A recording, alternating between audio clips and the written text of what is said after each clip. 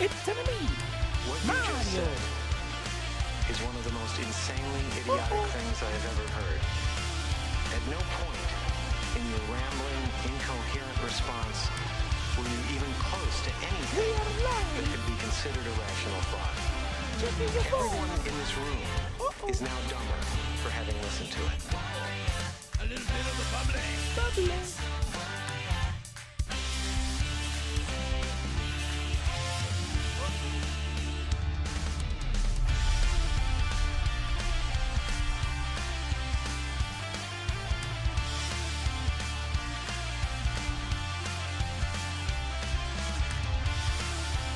I forgot to open one thing. Uh-oh.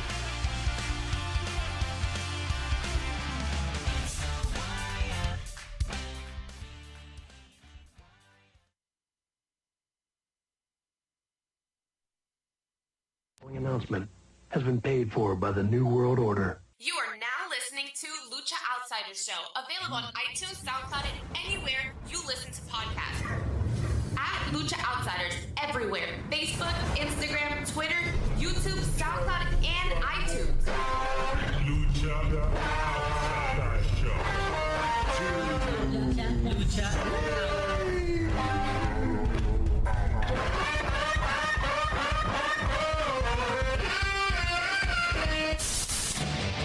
This is how it feels to fuck on cocaine.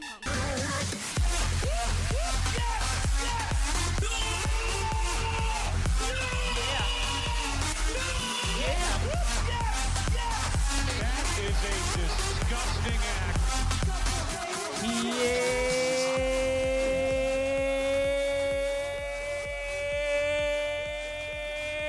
Yeah! Lucha Outsider Show 244. I'm Leo. That's Mario. Have no fear. The sports entertainers are here.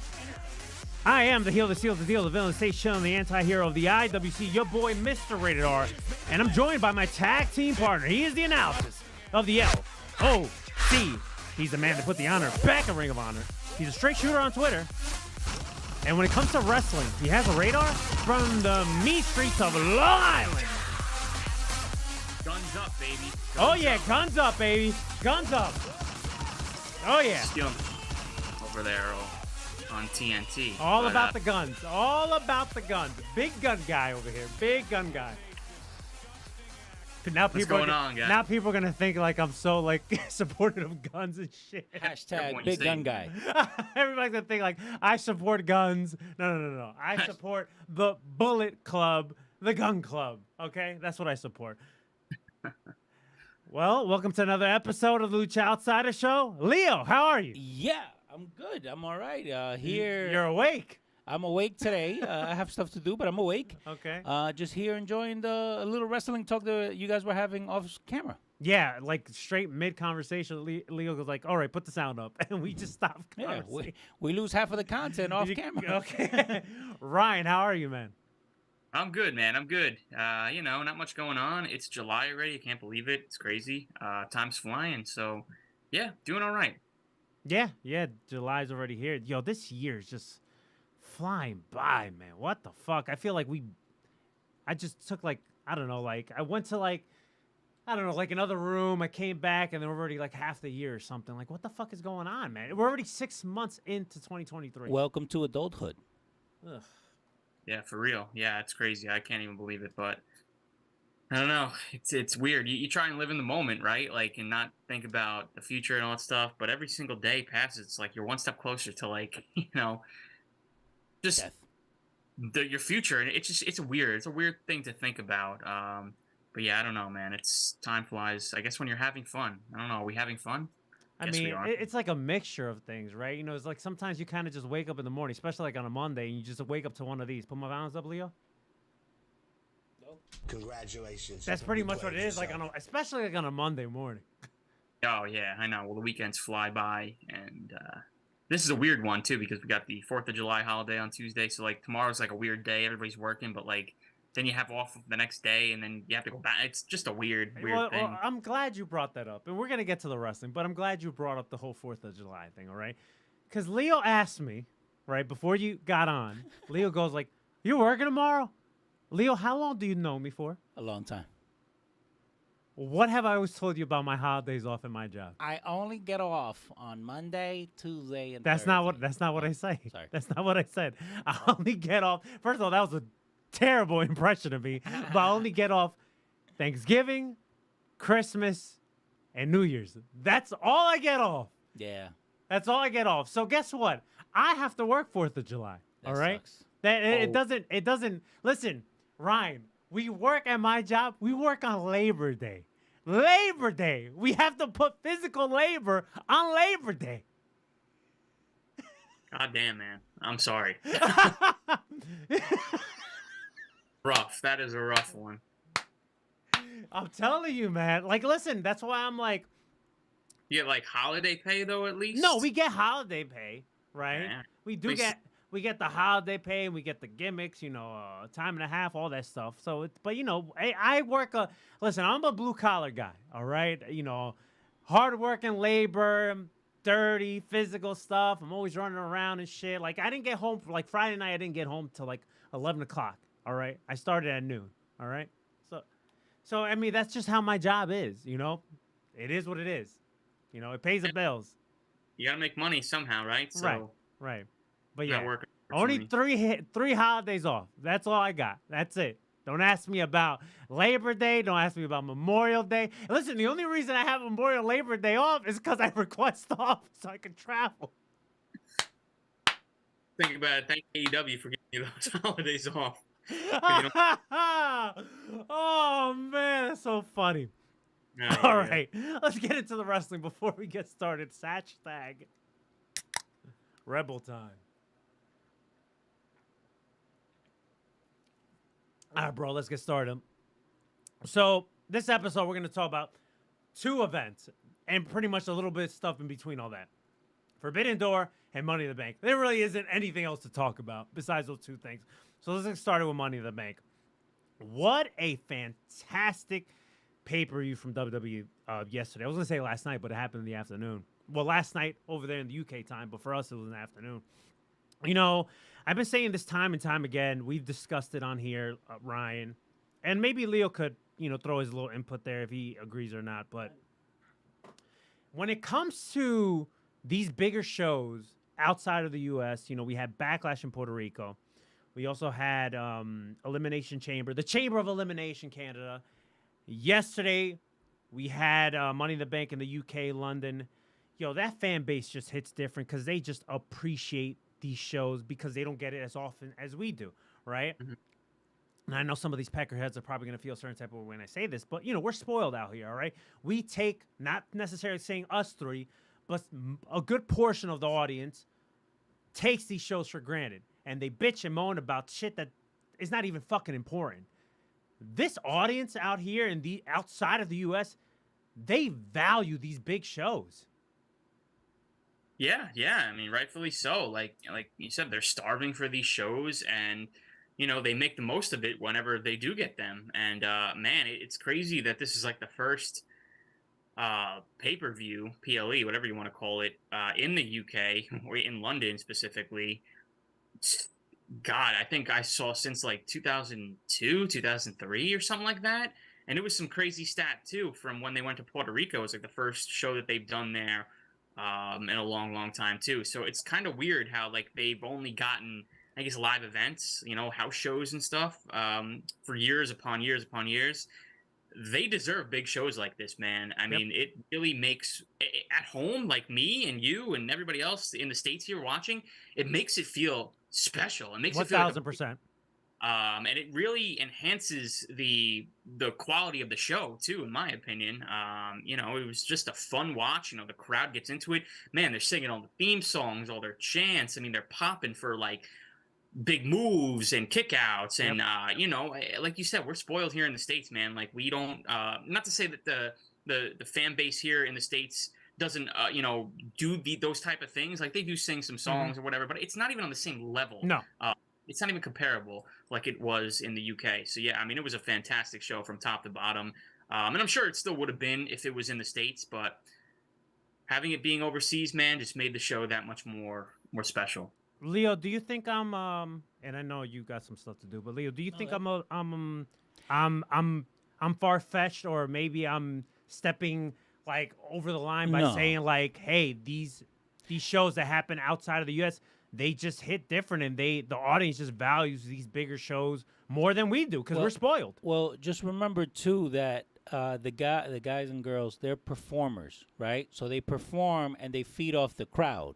So if you make a move and the crowd goes crazy, you're gonna go up and perform better the next move and the next move and the next move. So the audience in itself adds another layer. They whether we like it or not, they are the fourth performer, right? But by being the fourth performer, you also have to help out the guys that are in the ring themselves. So with that being said, yeah, they enjoy everything much more. They react to everything much more. Hence, it gives it a better feel for the show. Yeah, I agree. I agree 1,000%. So I can't believe I called the fans the fourth performers. I mean, listen, but listen, not to jump too far ahead, but when John Cena made the shocking return, which nobody had this on their bingo card, he said rightfully so, you guys are the show. You guys are part of the show, and he's not wrong for saying that. And listen, man, I just love this era in wrestling that we are now, that how finally, after decades of us booing John Cena, man, this guy is just getting all the cheers that he deserved, right? Listen, John Cena was never a bad guy, all right? He wasn't even a terrible wrestler. It's just the fact that a good portion of those title wins, maybe he shouldn't have been champion, right? Maybe he's getting pushed a little bit too much.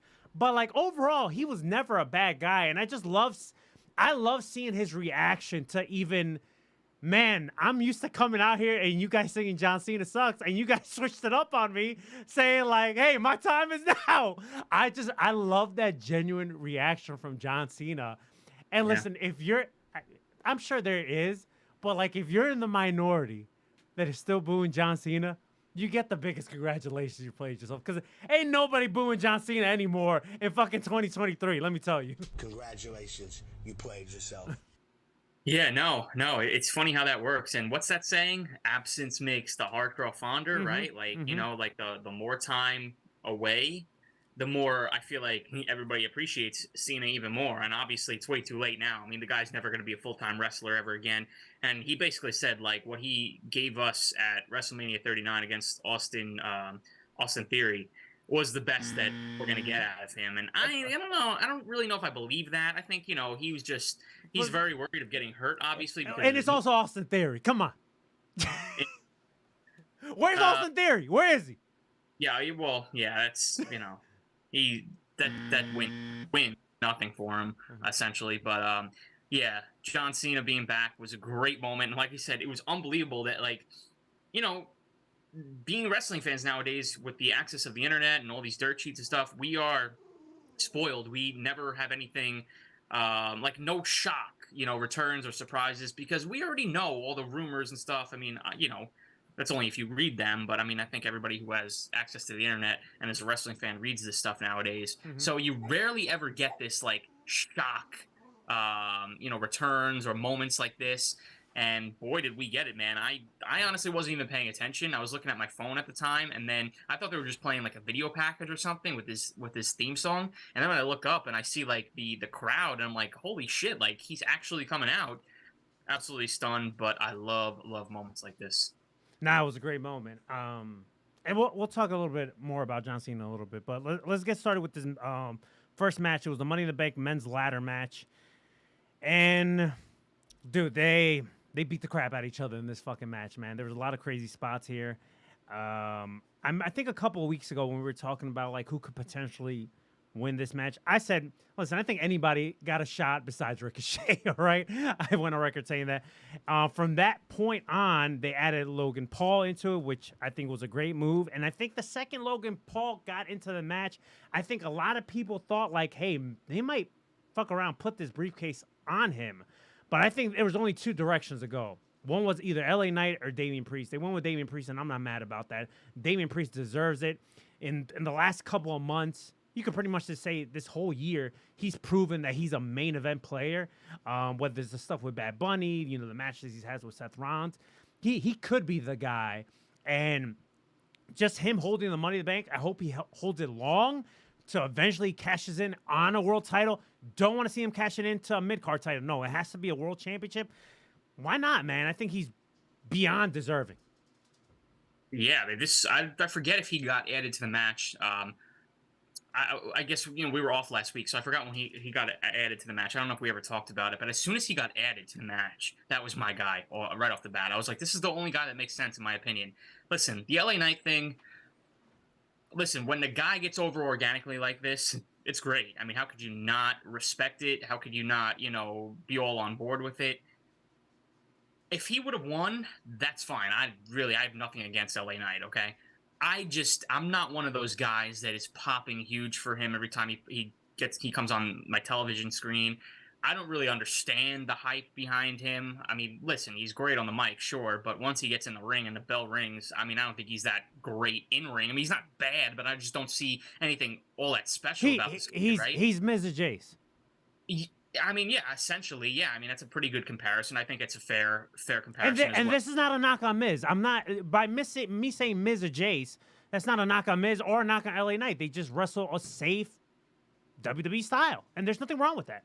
Absolutely nothing wrong with that. I just, like I said, personally, I don't see it. And how everybody, you know, I know everybody thought he was the favorite to win. WWE rarely ever gives you who you want to win just because you're into them as a crowd, okay? LA Knight has been losing matches on TV like every single week for the past few months. Why would he just randomly get the briefcase and like go on a run with this? Like, to me, it never made sense. Damian Priest, you know, you tie in the Judgment Day storyline where him and Finn Balor are at odds, it seems, and there could potentially be a new member coming into Judgment Day. I felt like the story just fit perfectly there. And now you have Rhea holding the women's championship. You have Damian Priest holding the men's briefcase. You have Finn Balor, who just failed to, you know, beat Seth Rollins. Now he don't have anything. I know Dom doesn't have anything either. But that's going to create a little bit more tension. And I just think Damian Priest made the most sense, in my opinion. And I'm really glad they went with him. This dude, I could legit see him cashing in on the world heavyweight champion, whether it's Seth Rollins, whether it ends up being Finn Balor somewhere down the line. And then he holds that belt for, you know, a decent run, because I think this guy has it. And he's, I don't know if I want to say the future, because it's weird to say, you know, this guy's the future. I think he's like up there in age, but like he's a guy I could see carrying, you know, the company as a world champion. So yeah, the match was great. I thought it was booked really, really fun. A lot of great spots. 1,000%. No complaints on this one. Yeah, you know, the thing is too with and I want to go back to Damian Priest, but when it comes to LA Knight too, I think people forget, like, listen, just because he didn't win Money in the Bank doesn't mean that the company doesn't value him and doesn't see anything with him. Listen, after watching the reactions LA Knight is getting, also fast forward how they gave Grayson Waller that spot with John Cena, I'm like, yo, get Austin Theory out of here. Take that United States title. Either put it on Grayson Waller or put it on LA Knight. I feel like they will do more with that title than Austin Theory. Here's a hot take. Grayson Waller does a better Austin Theory than Austin Theory. Yeah, I don't disagree with that at all. I'm a huge Grayson Waller guy, man. I think 1,000%. Listen, the thing with Grayson Waller is when he plays a douche, it's very believable. Yeah. Austin Theory plays a douche. It's not believable, but we still think he's a douche. Yeah. Well said. 100% agree. You could still, especially in the era that we're in with WWE now, like look at what Gunther's doing with the IC Championship, right? Listen, I have no problem saying Gunther might make our top 10 wrestlers of the year list. That's how great of a year he's having. And he's doing that with a mid-card championship. Who's to say we can't elevate the United States Championship by putting it on a guy that either is super hot as a face or super hot as a heel? I just threw two guys there that could do that for the United States Championship. Either LA Knight or Grayson Waller. Yeah, I 100% agree. It seems like WWE has a more confidence in these guys than they do with Austin Theory. And you know, like you said, putting Grayson Waller in that spot with John Cena, man, that shows a lot. Like, they trust this guy. They see value in this guy. I mean, clearly, I guess they see value in Austin Theory. I mean, they gave him the WrestleMania match. I'm sure Cena had probably something because Cena's not just going to work with anyone just because of company. At this point in his career, right? Cena's calling all the shot. He probably sees something in this Waller kid, right? That's probably how he's looking at it, right? He's like, listen, this Austin Theory situation didn't work out well. Let's try this. Let's try this Grayson kid. Come on, let's try it, because Austin Theory was a big congratulations for everyone. Yeah, and he still is. He still is. So yeah, man, I totally agree, man. I'd rather see LA Knight at this point than Austin Theory as United States champion, 100%. Even Grayson Waller too. Yeah. Okay. Back to the Money in the Bank. Listen, I'm a big fan of Damian Priest. This guy, since he showed up in WWE, because I wasn't a fan of Punishment Martinez, but when his character, he got character development in WWE, and this guy has been great. And this Judgment Day thing and the positions that the company has been putting in, he keeps proving he could be the guy. You know what I'm saying? And him holding this Money in the Bank briefcase, I hope he holds this briefcase for a while. I don't want to see him cashing in a month. Have him have a run with the briefcase for a while, like how he used to be. Yeah, there's no reason why he should be rushing to cash it in anytime soon. Again, he's not cashing it in on Roman Reigns, okay? That's obviously way out of the question.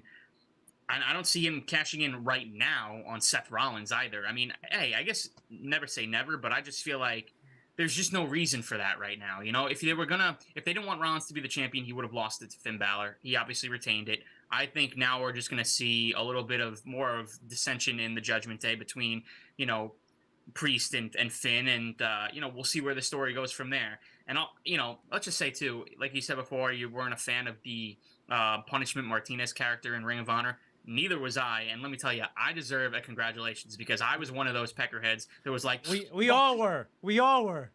Too soon before he won the ROH World Championship. Like, it's one of those nerds, and I was like, this guy made a huge mistake. Clearly, he proved me wrong, because he has been nothing but a success, really, in WWE.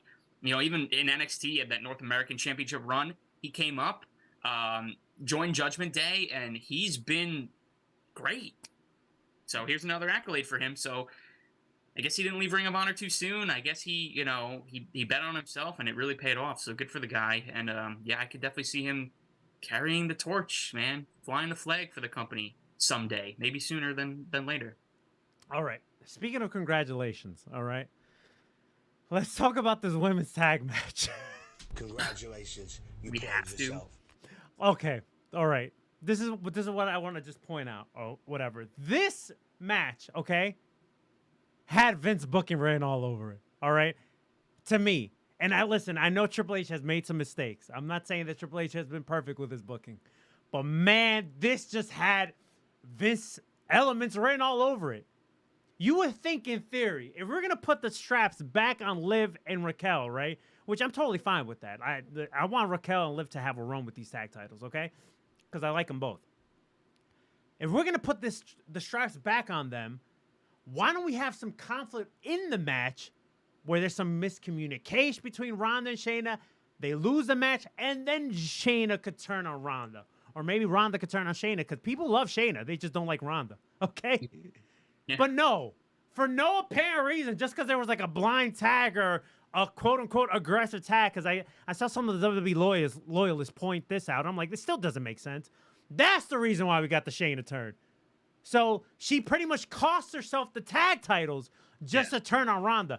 That makes no fucking sense at all, especially because you just unified the women's tag titles with the NXT tag titles, what was it, like 2 weeks ago? So you did all this run with Ronda and Shayna for nothing, just to get a turn. I hated this booking. Like I said, do not mind Liv and Raquel holding these tag titles. Listen, to be quite honest, these tag titles haven't mattered since Sasha and Bayley held them back in the fucking Thunderdome era. That was the last time these titles even mattered, okay?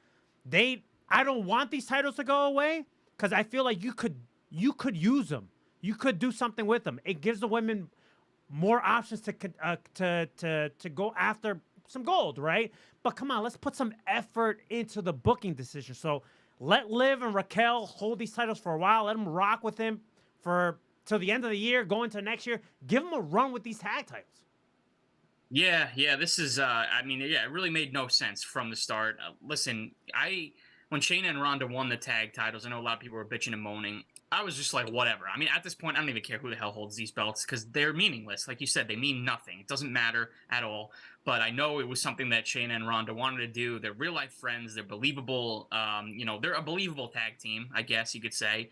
I just read this morning from Dave Meltzer in the Wrestling Observer that Ronda Rousey has a hard out of her contract, meaning like she has a date in mind. He didn't say when that date was. That she's out. She's done. That's her last date. And I don't know. She's just going to ride off into the sunset. I mean, let's all hope that happens. No, get out of here.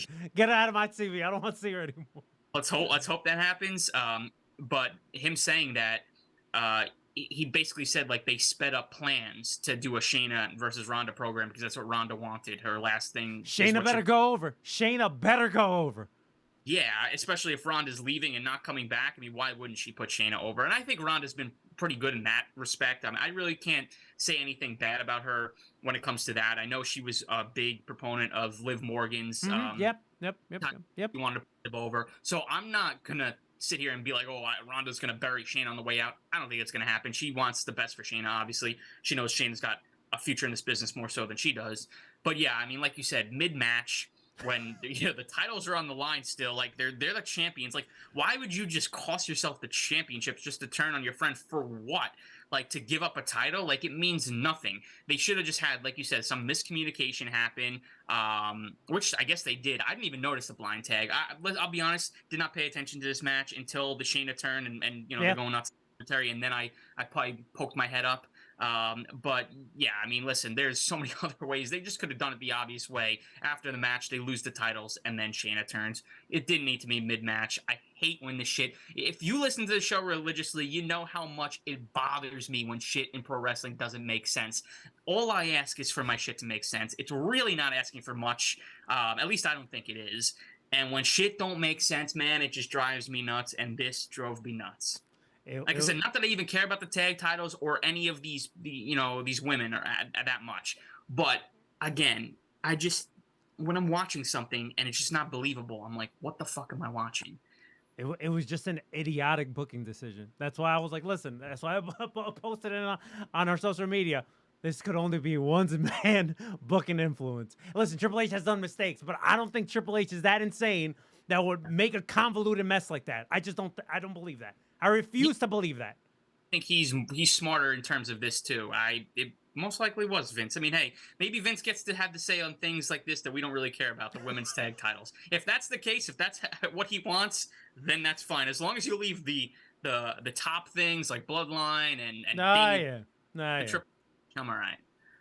All right, match 3. Gunther defending the IC Championship against Matt Riddle. This match was what it was, all right? I'm not going to say this was a fantastic match. It was more of Gunther just destroying Matt Riddle, which I personally don't, I don't mind that, especially with Matt Riddle selling a foot injury. Gunther was heavily attacking that. But this was all just a catalyst to get the returning Drew McIntyre, baby.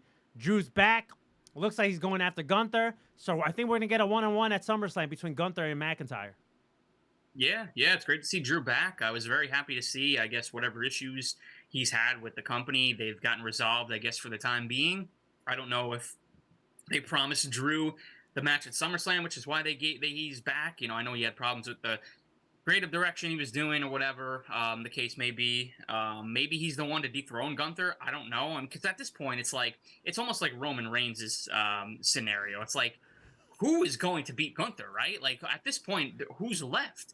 And I think, him losing to Drew would not do any harm to Gunther at all. I mean, losing to a guy who's almost the same size as him, I wouldn't hate that. I don't know if that's going to happen. That's just me speculating. But, yeah, it's great to see Drew back. He had a great reaction. He looked healthy and looked revitalized and just... yeah, he looked great. And the crowd popped huge for him. Yeah, and rightfully so. I think he's been missed ever since. I think WrestleMania was the last time we saw him. Yeah. In a while. So yeah. I think, especially with characters like, well, I feel, not saying that Gunther isn't Teflon. I think he's in a great position, but like Roman is Teflon, right? So whenever he loses that championship, like whatever, like Roman's gonna be fine. With Gunther, I feel like with such a image that Gunther has, right? It's like, all right, when he drops the IC championship, what's next for him? Like, I want to see that with him, right? Now, unless he takes a little break and then, like, let's say, hypothetically speaking, right? This is without me knowing anything. Let's say he drops the title Survivor Series. I'm just throwing that out there. He drops the IC championship Survivor Series. We don't see him in December. He makes his return at the Rumble and then wins the Rumble. Now that's something, bro. That's something. Yeah, no, I agree. I think you can't, especially after this run that he's on, you can't have him just drop the belt and then do a whole lot of nothing. Like, he's got to take that next step forward, whether that's going into the main event picture and challenging Roman or challenging the World Heavyweight Champion at the time. I don't know. But, yeah, I agree. They got to be very careful with this because of all the work that they put in with Gunther for the past year and a half. I mean, you don't want to just throw that all away just because, well, it's time for him to lose the belt, but now we really don't even know what to do with him. So they got to be very careful with that. Like I said, I don't know if it's going to be Drew that's going to be the one to beat him. I just feel like if it's not Drew, wasn't Sheamus, I mean, who is it at this point, you know? So I don't know. It's going to be very interesting to see how they book this, where it goes, but I agree with you 100%. The next move after this for Gunther has to be a top spot. Like, he needs to be featured in a big spot. You can't just have him doing nothing. 1,000%. All right. Match 4, Cody Rhodes against Dominic Mysterio. I was pretty shocked that Cody won this. I'm not hating it. And I know you've been very, very, not critical, but you've been very open on your feelings like, hey, Cody should have went over against Roman Reigns at WrestleMania, blah, blah, blah. And listen, I'm not disagreeing with you on that. But what I will say is, man, Cody has not lost any steam when it comes to like that fan base, bro. And what I love about it, especially when it comes to like these outside shows, is that, listen, Cody Rhodes is an American Nightmare, but in his gear, he also will throw in like a flag or of wherever he's at. He did it for Backlash. He did it last night in the UK in his like his jacket gimmick, his entrance jacket gimmick. And man, seeing that crowd sing his theme song word for word, not just the woes, but word for word, man, that energy is just like, it's hard to explain, man. You can even tell it from the performers' faces, especially Cody. You could tell how generally Cody, how happy Cody is. It kind of reminded me of, remember last year during All Out Weekend, remember WWE ran a UK show, and remember Edge came out and they were singing his song word for word? It kind of reminded me of that. The match was fine. I thought Dominic and Cody had an entertaining match. But Cody Rhodes went over clean and no appearance from Brock Lesnar. So let's see if we get him Monday Night Raw. Because if the rumor is true that we're getting Brock and Cody 3 at SummerSlam, Brock's got to be coming down the pike at some point. Yeah, I was really surprised. I thought, he was going to come in and cost Cody the match, give Dom the win. Or even post-match, Cody wins, and then we just get Brock. I thought, especially being in London, too, like, we already, we got Drew. Obviously, we ended up getting John Cena. I figured we'd just get Brock, too. I mean, why not? Give London, Brock Lesnar. I'm sure they would be dying to see him over there. So, yeah, I was pretty surprised at that. I mean, it probably will happen on Raw, if not this week, next week, because you got to start building to SummerSlam. I believe that's the next pay-per-view.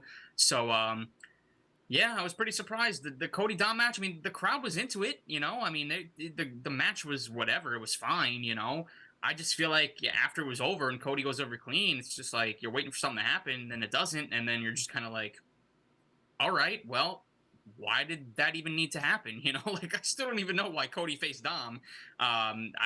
It really never made sense.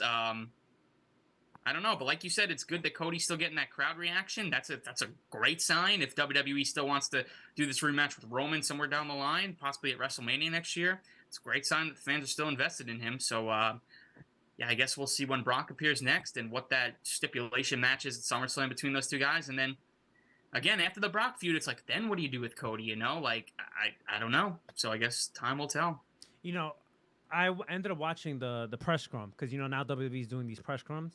Like, just like AEW. And just like AEW, let me tell you, there's some good questions, but then there's some god-awful ones, man. I don't know how you could work for, like, some type of conglomerate, some type of, whatever it is that you're working for, right? Whether you're reporting wrestling or sports news or whatever. And you go up there and ask some of the stupidest fucking questions. Let me tell you. Some jackass yesterday asked Damian Priest, about Bad Bunny and Bad Bunny joining the Judgment Day. You fucking moron. Damian Priest played him out too, so good for him. But man, it's like, what processes in your brain to ask these idiotic questions? You know what I'm saying? But during the press scrum, this one dude did ask Cody. Now, this is a good question, okay?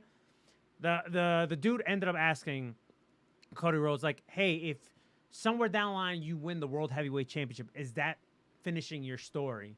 And Cody Rhodes said, as much as I love what Seth is doing for the title, and hey, I would love to be World Heavyweight Champion, no, that's not finishing the story. He still put the title over and put Seth Rollins over on what an incredible job he's doing with that title, but he says no, because to finish his story, it has to go back to his dad, and it's the title that his dad never held, which is the WWE Championship, which is the title that Roman Reigns is holding now since they unified all that lineage. You know what I'm saying? So that's the title that Cody wants to finish the story with.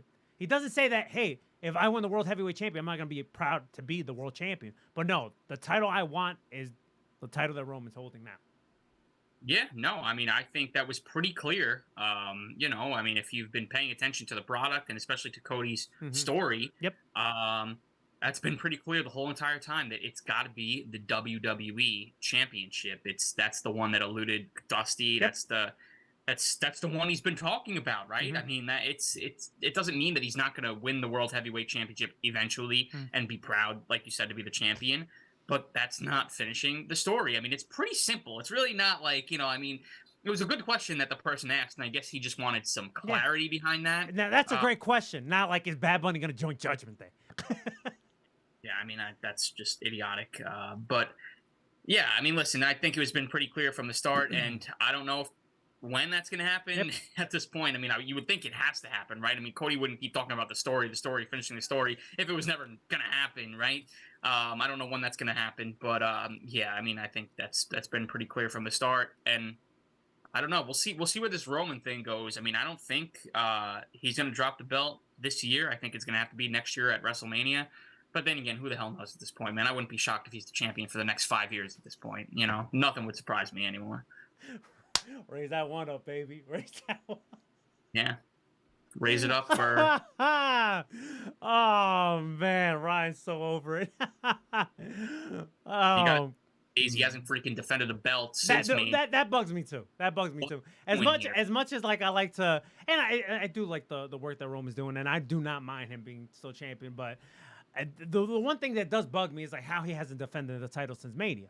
That's just nuts. Oh, but he defended in a house show. We're not counting that. That doesn't fucking count. We're talking about on a pay-per-view or on a SmackDown. That's what we're talking about. Right. Jesus Christ. Okay. So we mentioned John Cena. Big pop from the UK crowd. The London crowd just gave him such a fucking amazing ovation. We got the Grayson Waller stuff, blah, blah, blah. And just goes to show you that not only the company, WWE, see a lot in Grayson Waller, but also John Cena, because I don't think John Cena would agree to something like this if he didn't see something in this kid. You know what I'm saying? So good for Grayson Waller. That's a great spot for him. But what I want to talk about here is how John Cena mentioned, like, hey, the possibility of WrestleMania going to UK, London, etc. And this kind of goes back to a conversation we had, I think a couple months ago, how these outside places, right, like whether it was Montreal and Canada, and we spoke about Puerto Rico, they deserve more bigger pay-per-views, right? Now, WrestleMania, Triple H did go on record during the press scrum saying that, you know, logistically, it's kind of harder to do, like, let's say, a WrestleMania and somewhere, like, let's say the UK, right? And I feel like logistically he means by that is, like, you know, you got the SmackDown, the Monday Night Raws, and the time difference, blah, blah, blah. Like, are we going to, like, at the end of the day, we're the main consumer, right? Like, the U.S., right? We're, like, the main consumer for the WWE. Not saying that other people don't watch WWE, but we're the main consumer, right? So it's like, are we going to adjust our time frame to watch WrestleMania? And listen, we're wrestling marks. We'll probably do it anyway, but that's not the point. So it's just like, are we going to adjust? Are we going to adjust to the time frame to watch WrestleMania? Listen, WrestleMania at 3 o'clock in the afternoon does not sound like a bad idea, but that's another discussion for another day. But then you also have, like, you know, the access shit and all that other stuff. And then this has nothing to do with WWE, but like you also got to think about like, listen, when WrestleMania happens, you have all these other companies piggyback off that, right? So are like the GCWs, the Ring of Honors, like all these other the WrestleCons, whatever it is, are they gonna take these flights to the UK or London to do the same thing too? I mean, that's not WWE's problem, but right, but the consumer, if they're going to these shows, they're also attending WrestleMania, right? So it kind of all has like a weird connection. But what's interesting about this whole conversation is that a lot of people that attended these house shows out in the UK and attended the SmackDown and attended last night's Money in the Bank, I think that this happened to us. Maybe it happened when we went to Survivor Series in Boston. Sometimes when we go to these shows or whatever, and they'll be like, hey, type in your email or like write an email on here so you could take a survey. Or sometimes they'll do a survey right at the venue. Well, apparently, the rumor is, in this survey, 2 of the shows that were listed for possible locations to come back to the UK, specifically London or around that area, is the Royal Rumble and also SummerSlam. Now, that to me is more plausible doing than a WrestleMania out in the UK, which if they go that route, fucking why not? Imagine watching the Royal Rumble or SummerSlam at 3 in the afternoon. That's great. Yeah, no, I mean, you said it best. I think, you're a real diehard wrestling mark. I mean, like us and everybody else, like, yeah, it doesn't matter. I'll watch it. I mean, we did it yesterday. We watched at 3 o'clock in the afternoon yesterday. And it was great. It was great. Yeah, it was fun. Yeah, like, listen, I sat in my backyard. It was a nice day. I went in the pool. I freaking grilled some burgers. Oh, yeah. Grilling and grilling. It was great, man. It was awesome. I loved, like, the 3 o'clock start. It was perfect. And hey, I would do it for WrestleMania. I mean, like I said, I don't really care. Listen, wrestling is our lives. We pretty much adjust our lively schedules based around these wrestling shows. Right. Lives. But yeah, like you said, logistically, I just don't see it ever happening. And I mean, the fact that John Cena teased it though, that's big. I mean, they must be at least considering it, because why would you let John Cena go out there and tease this if it was never even a thought of happening? Right. Now, and I hate to be that guy, but this has to be some sort of, I don't even know how to even say it. It's got to be some sort of result of AEW selling out or being close to selling out Wembley Stadium. The fact that they're all this. I agree. You're just like, there's got to be some sort of connection there. Listen, it's a hot market that wants these shows. That's what it is. It's a hot market that they're hungry for these big shows. Don't get me wrong. I'm sure they're happy with the house shows. Listen, you got Progress. You got all these other independent companies that I'm sure they're hungry for that too, right? But I'm talking about like the big dogs, like a big show like last night, Money in the Bank. Listen, Triple H went on record during the media scrum that the SmackDown was like the highest gross like SmackDown. I don't know. I forgot what the number was, but he said like of all time. And to me, that's nuts. Think about that shit. Think of all the places WWE has traveled and done shows for. To hit a number like that Triple H like emphasized that. Like, that's big. You got to think about that. So like that market out there, they're hungry for it. And you know what? They fucking deserve it. All right. We're out here, and I'll say it again. We're spoiled. We get it constantly. And some of us, not saying me or you, some of us don't appreciate it, okay? So why not do some more of these bigger shows in other countries? Why not? I'm here for it. I think more so than having a WrestleMania over there, I think the solution is just to give them one big pay-per-view a year, or maybe even 2. I don't even care. I mean, listen, they do 2 shows in Saudi Arabia a year, so like... Money in the sand. Give them, it doesn't even have to be. It could be like Elimination Chamber in London, and then you could do like a Payback in September in London. Like, I don't know. I mean, I think that's more, and like even you said the Royal Rumble and SummerSlam. I think that's more reasonable than a WrestleMania. That to me is more plausible than a Mania, to be quite honest. Which that to me, that's still a win. A Rumble or fucking SummerSlam at UK, that's still a win to me.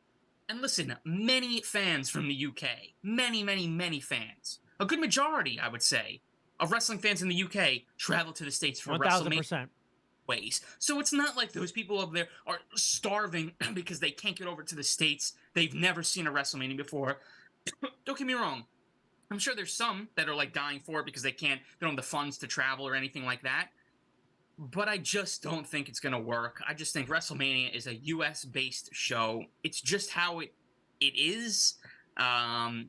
If it ever happened in London, I would think that would be awesome. I would even consider going. I think that would be awesome to even go overseas. You know what? It's funny you say that because I kind of thought of that too. If they was to do a Mania in London, I'm like, you know what? Do I really want to go to London? I don't know. That might be something I want to check off the bucket list.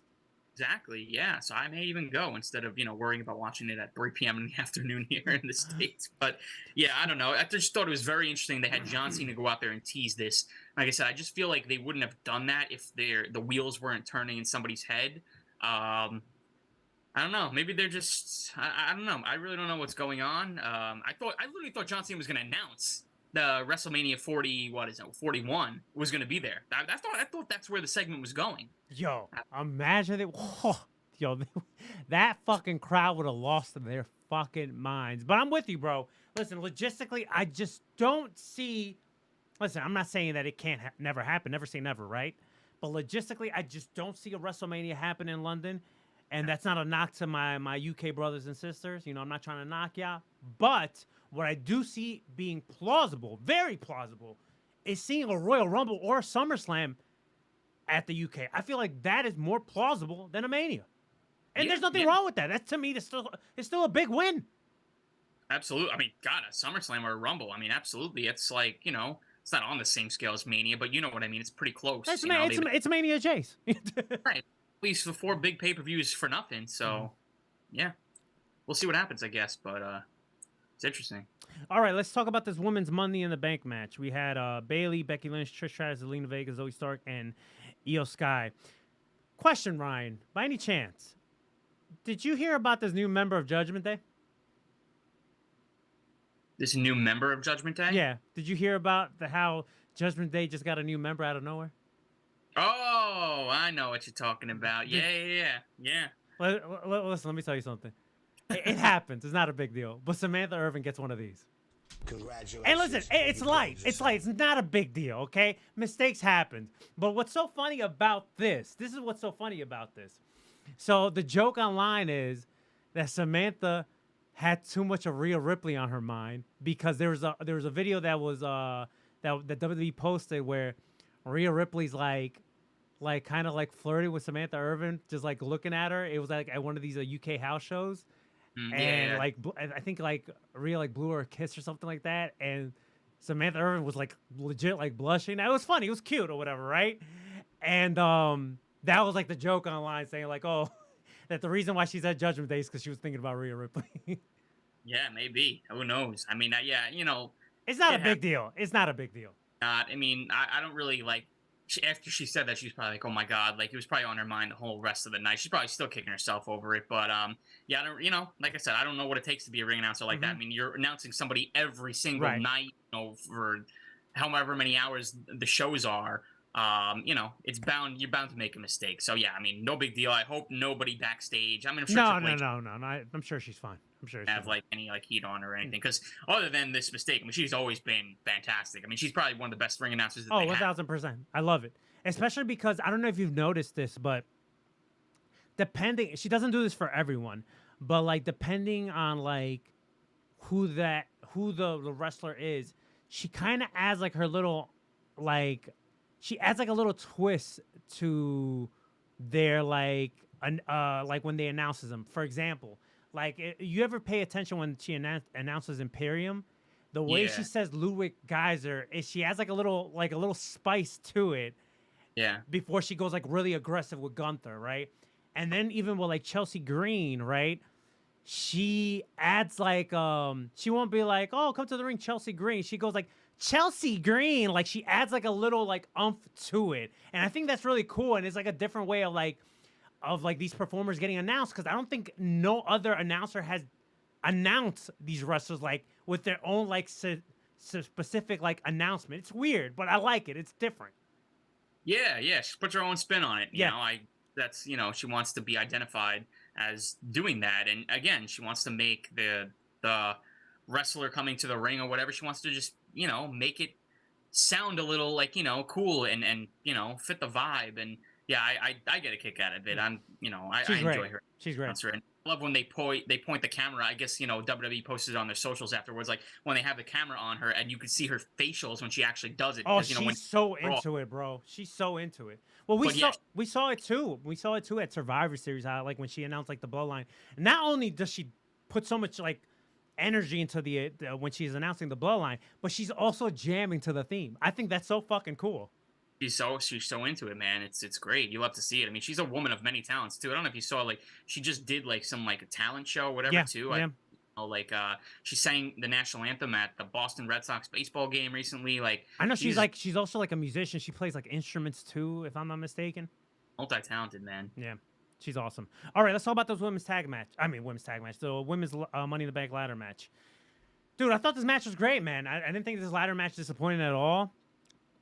Trish Stratus, man, listen, she should not be doing this, but she's doing it for the love of the business. And she, I think she messed up her nose a little bit, and she was taking some crazy bumps. But credit to her, because she's Hall of Famer. She's doing this out of passion because she just loves it. And her and Becky had some great moments in this match. And ultimately, I love the ending because it kind of was like a playback before how Io was reaching for it and Bayley just pushed her off. And then the handcuffs played into the ending where Bayley and Becky were going at it. I don't know, like Becky kind of just forgot that she was handcuffed and shit. And boom, Io comes out of nowhere, handcuffs both of them. They're like stuck, they can't get out.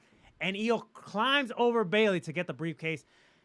It was either going to be Bayley. It was either going to be Io or Zoe Stark, but I think they made the absolute right decision with Io. She's awesome, man, and sky's the limit for her. No pun. I think sooner rather than later she's gonna be a women's world champion, and I can't wait for that because I think she's just an awesome performer. Yeah, me too. I think she was the one that made the most sense here for the women, especially after that reaction that she got at the Puerto Rico show a couple months ago. Man, I think that really showed WWE that they have something in her. And yeah, she's fantastic in the ring. And I think the story between her and Bayley and the damage control, again, similar to Damian Priest and the Judgment Day. I feel like that it makes sense because the story is there, right? You have Finn Balor, who's now going to be jealous of Damian Priest, especially after what Damian Priest did during Finn's match. And then you're going to have Bayley now mad at Io, and there's going to be some tension there. So I just think it makes sense storyline-wise for Io to go over. And I love the ending. I thought it was super creative. And as soon as she handcuffed them both, I said, all right, now she's got to go up there and win. Like, she has to pull the briefcase down now because I think that'd be the perfect ending, especially because of what Bayley did earlier in the match when Io had the chance to climb and get the briefcase. So she gets a little revenge there. I thought the match was really was fine for the most part, too. I felt there was some good spots, and they all worked very, very hard together. Yeah, it's so funny seeing Trish Stratus in a match like this, She shouldn't be doing it. Yeah, I mean, yeah. Listen, she should be there strictly to mentor Zoe Stark. I don't really need to see Trish in the ring anymore. Her promos are pretty bad lately, too. Well, she's a heel. It's just not a believable heel. Oh, yeah, it's awful. But yeah, I thought the match was pretty good. And, Io winning, absolutely the right call, man. So I love both the men's and the women's Money in the Bank winners this year. I think they hit a home run on them. But now let's see what they do with both of them, right? I mean, let's see how they're booked. I hope they both hold it for a while. I think this is like the longest, unless Io's cashing in right now on somebody that we don't know, like 24/7 title. She's probably the longest women's Money in the Bank holder that we've seen, right? I mean, I think we mentioned, you said Carmella. Carmella and Nikki Cross, I'm not mistaken, held it for like less than a month, I think. Okay, all right. So then she has give or take. But I think she'll do it, and I'm curious to see what the story is here with Damage Control. I agree. All right, World Heavyweight Championship match, Seth Rollins versus Finn Balor. This match was cool, man. I really enjoyed this match. It wasn't nothing like, oh my God, match of the year caliber, but there's nothing wrong with that. They still had a really good match. I think this match is another thing where it's like, we have the match, but then it's like the background, like Damian Priest coming out, teasing he was going to cash in, then he sits down, and then when Finn Balor's about to hit the coup de grace from the top rope, boom, Damian Priest looks like he's about to fucking get up, and what is he going to do? Is he going to try to cash in? What is he trying? Is this payback for what Finn Balor tried to do like a month beforehand with Damian Priest? So there's some friction there between Damian Priest and Finn Balor.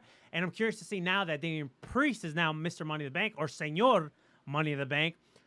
How is Finn Balor going to feel about that? Like, there's going to be more tension with the Judgment Day. Where does Dominic and Rhea stand in all this? So this match ultimately, to me, right, while the match was fine, the match was good, Seth Rollins picks up a win, but it's more of a catalyst to see between what's going to happen between Finn Balor and Damian Priest. Yeah, absolutely, 100%. I couldn't agree more. I was expecting this match to be really good, and it was pretty good, but it was a little too quick. Yep. I think they could have benefited from having a little bit more time.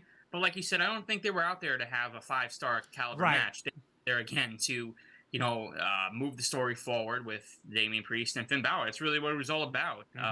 So yeah, we'll see where it goes. But the seeds have been planted before this, that there was going to be tension between those two guys, right? And now even more so. Now, the story is going to get a little bit more juicier from here. So, match was fine. Seth is still the champ. We'll see where he goes after this. I don't know if this feud continues with Finn or whatnot, but it served its purpose. So, one more thing about Seth. So during the press scrum, Seth Rollins, he's another guy. He's just like Cody Rhodes. He's such a professional, man. The way he just carries himself, and like that's the type of guy you want to represent your company, right? So they had asked him how he just had the match with Braun Breaker in NXT, and is there like somebody else that he wants to praise, or another person he would like to tangle it up with? And the first person he said was Carmelo Hayes. He put there's a bromance happening there, all right, with Carmelo Hayes and Seth Rollins. And listen, I'm here for it, man. Both champions, and I'm a big fan of Carmelo Hayes as well.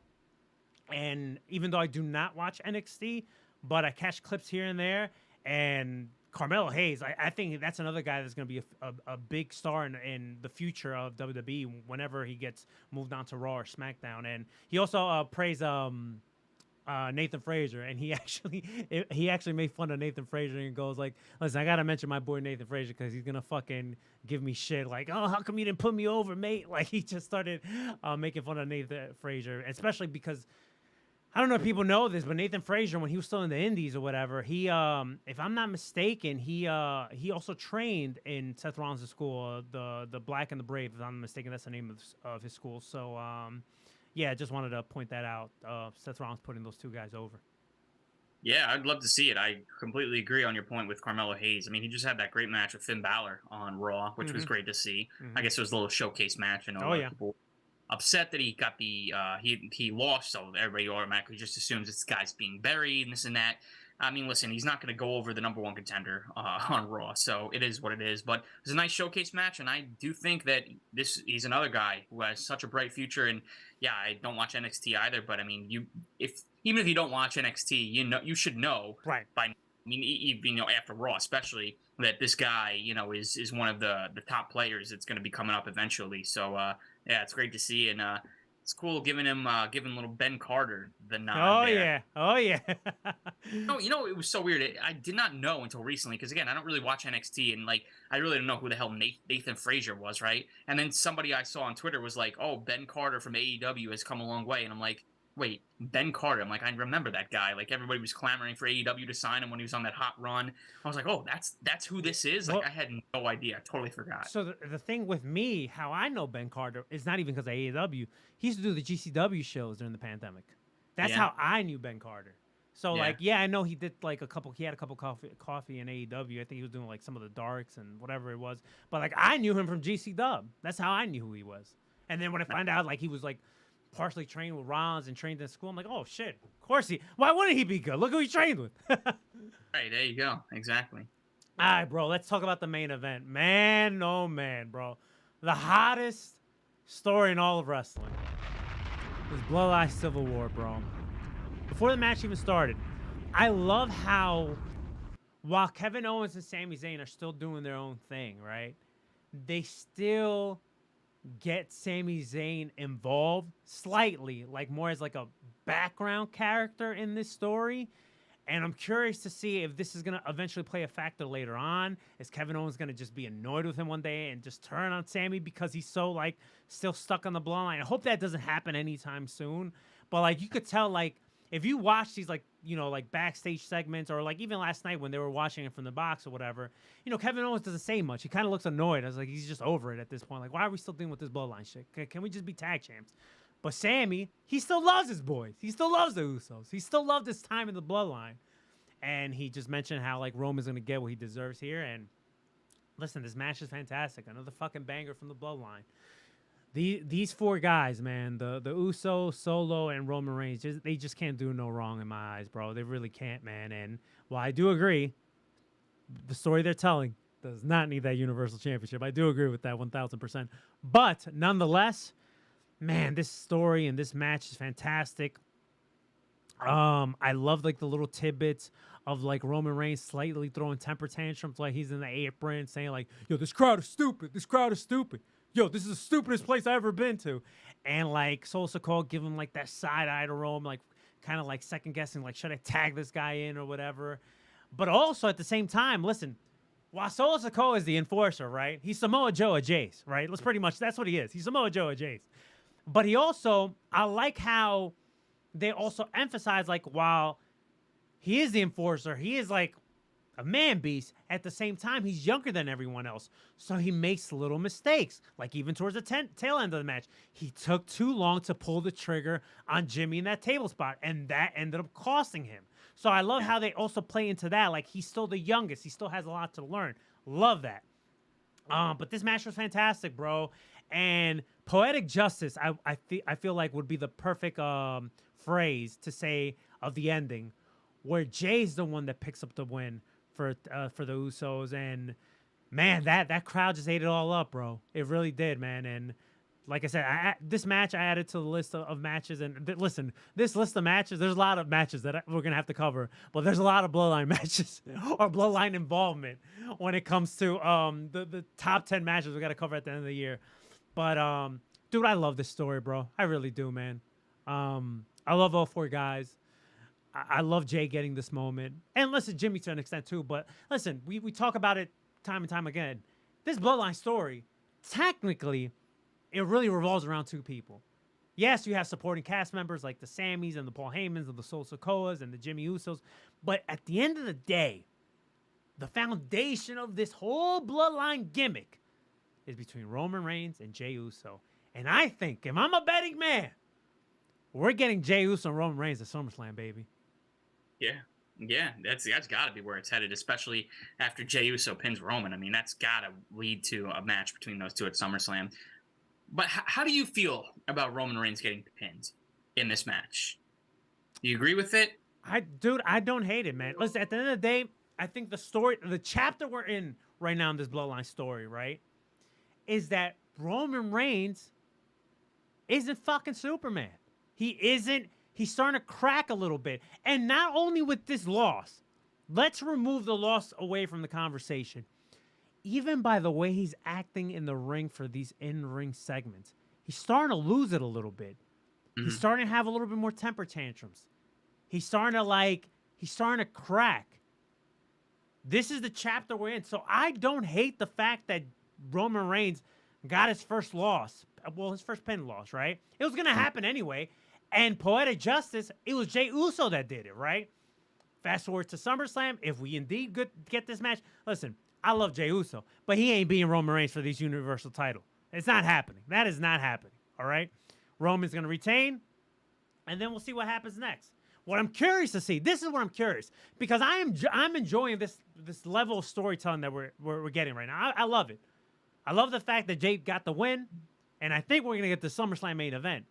But then after that, if Roman does retain, which I'm putting all my chips in there. Roman's going to retain.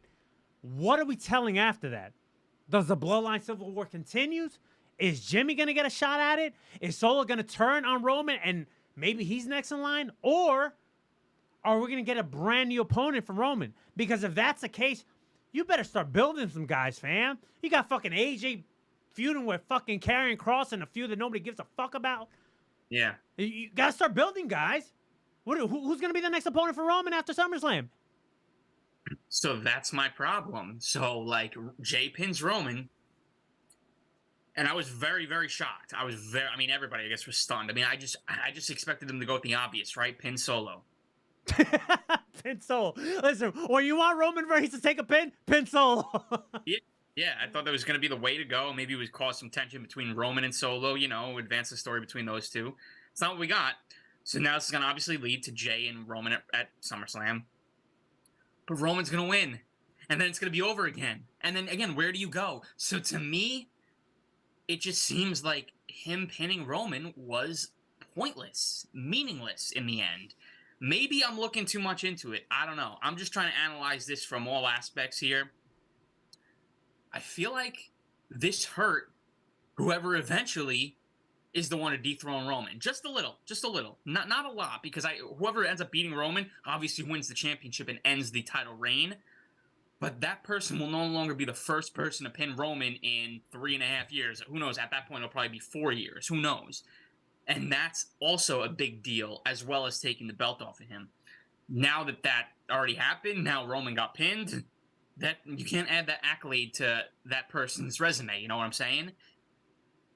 Again, if Jay was going to be the one to take the belt off of Roman at SummerSlam, then I'm fine with him pinning Roman in this match. And I know it was a tag match. It wasn't a one-on-one, so I guess everybody's like, oh, well, he still hasn't been pinned in one-on-one. So I guess, if you're looking at it from all aspects and you're going that deep into it, yeah. I don't know, man. I just feel like, like you said, it's obvious that Roman's going to win. And then where do you go? And then what? The story's over with Roman and the Usos? Because when Roman faced Jay, what was that, 2020? No, 2020. It was the tail end of 2020. The Thunderdome era. Tail end of 2020. Yeah. That was the start of this story, right?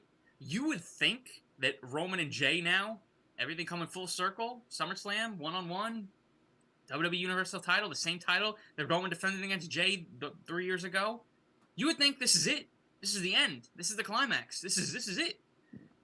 I can't see Jay winning. No, I can't either. I said to you when we were last on the air, I think I said it. I said, at this point, as much as I wanted Cody to be the guy, Jey Uso's got to be the guy at this point, right? I mean, that's it. Jay's finishing his story. He's finishing the bloodline story. That's it. It's coming to an end. We're going to completely take Cody's gimmick. We're finishing the story.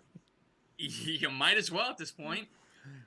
I just feel like Roman wins, and again, where do you go after this? And I'm not doubting that they don't have a plan. Man.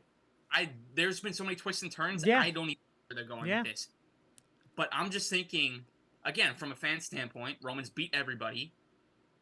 This is a just perfect way to end this whole entire thing. But I don't know. I don't think they're going to do it. If I'm a betting man, I'm betting on Roman Reigns to retain. But I just feel like it would be unbelievable if it happens. I mean, listen, 1,000 days. You already surpassed 1,000 days. I mean, what? You want to keep breaking more records? You want to break this Hogan record? Whatever all these records are of these guys that have held this belt for a long time. I just feel like, why? Like, why do you want to keep breaking records with Roman at this point? End it right here. I think it would be perfect at SummerSlam for Jay to be the one. I don't know. Maybe that's just me. I don't know. You're not.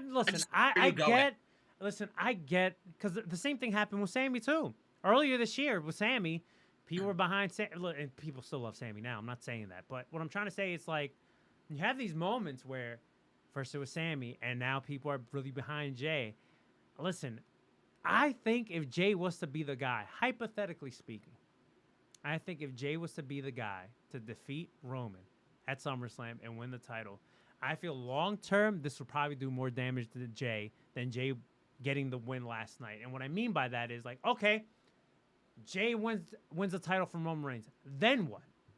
Yeah, I know. Then what? Then what? Then what? Because, listen, I love Jey Uso. He's my guy. He's my guy. I love the Usos. They're my guys.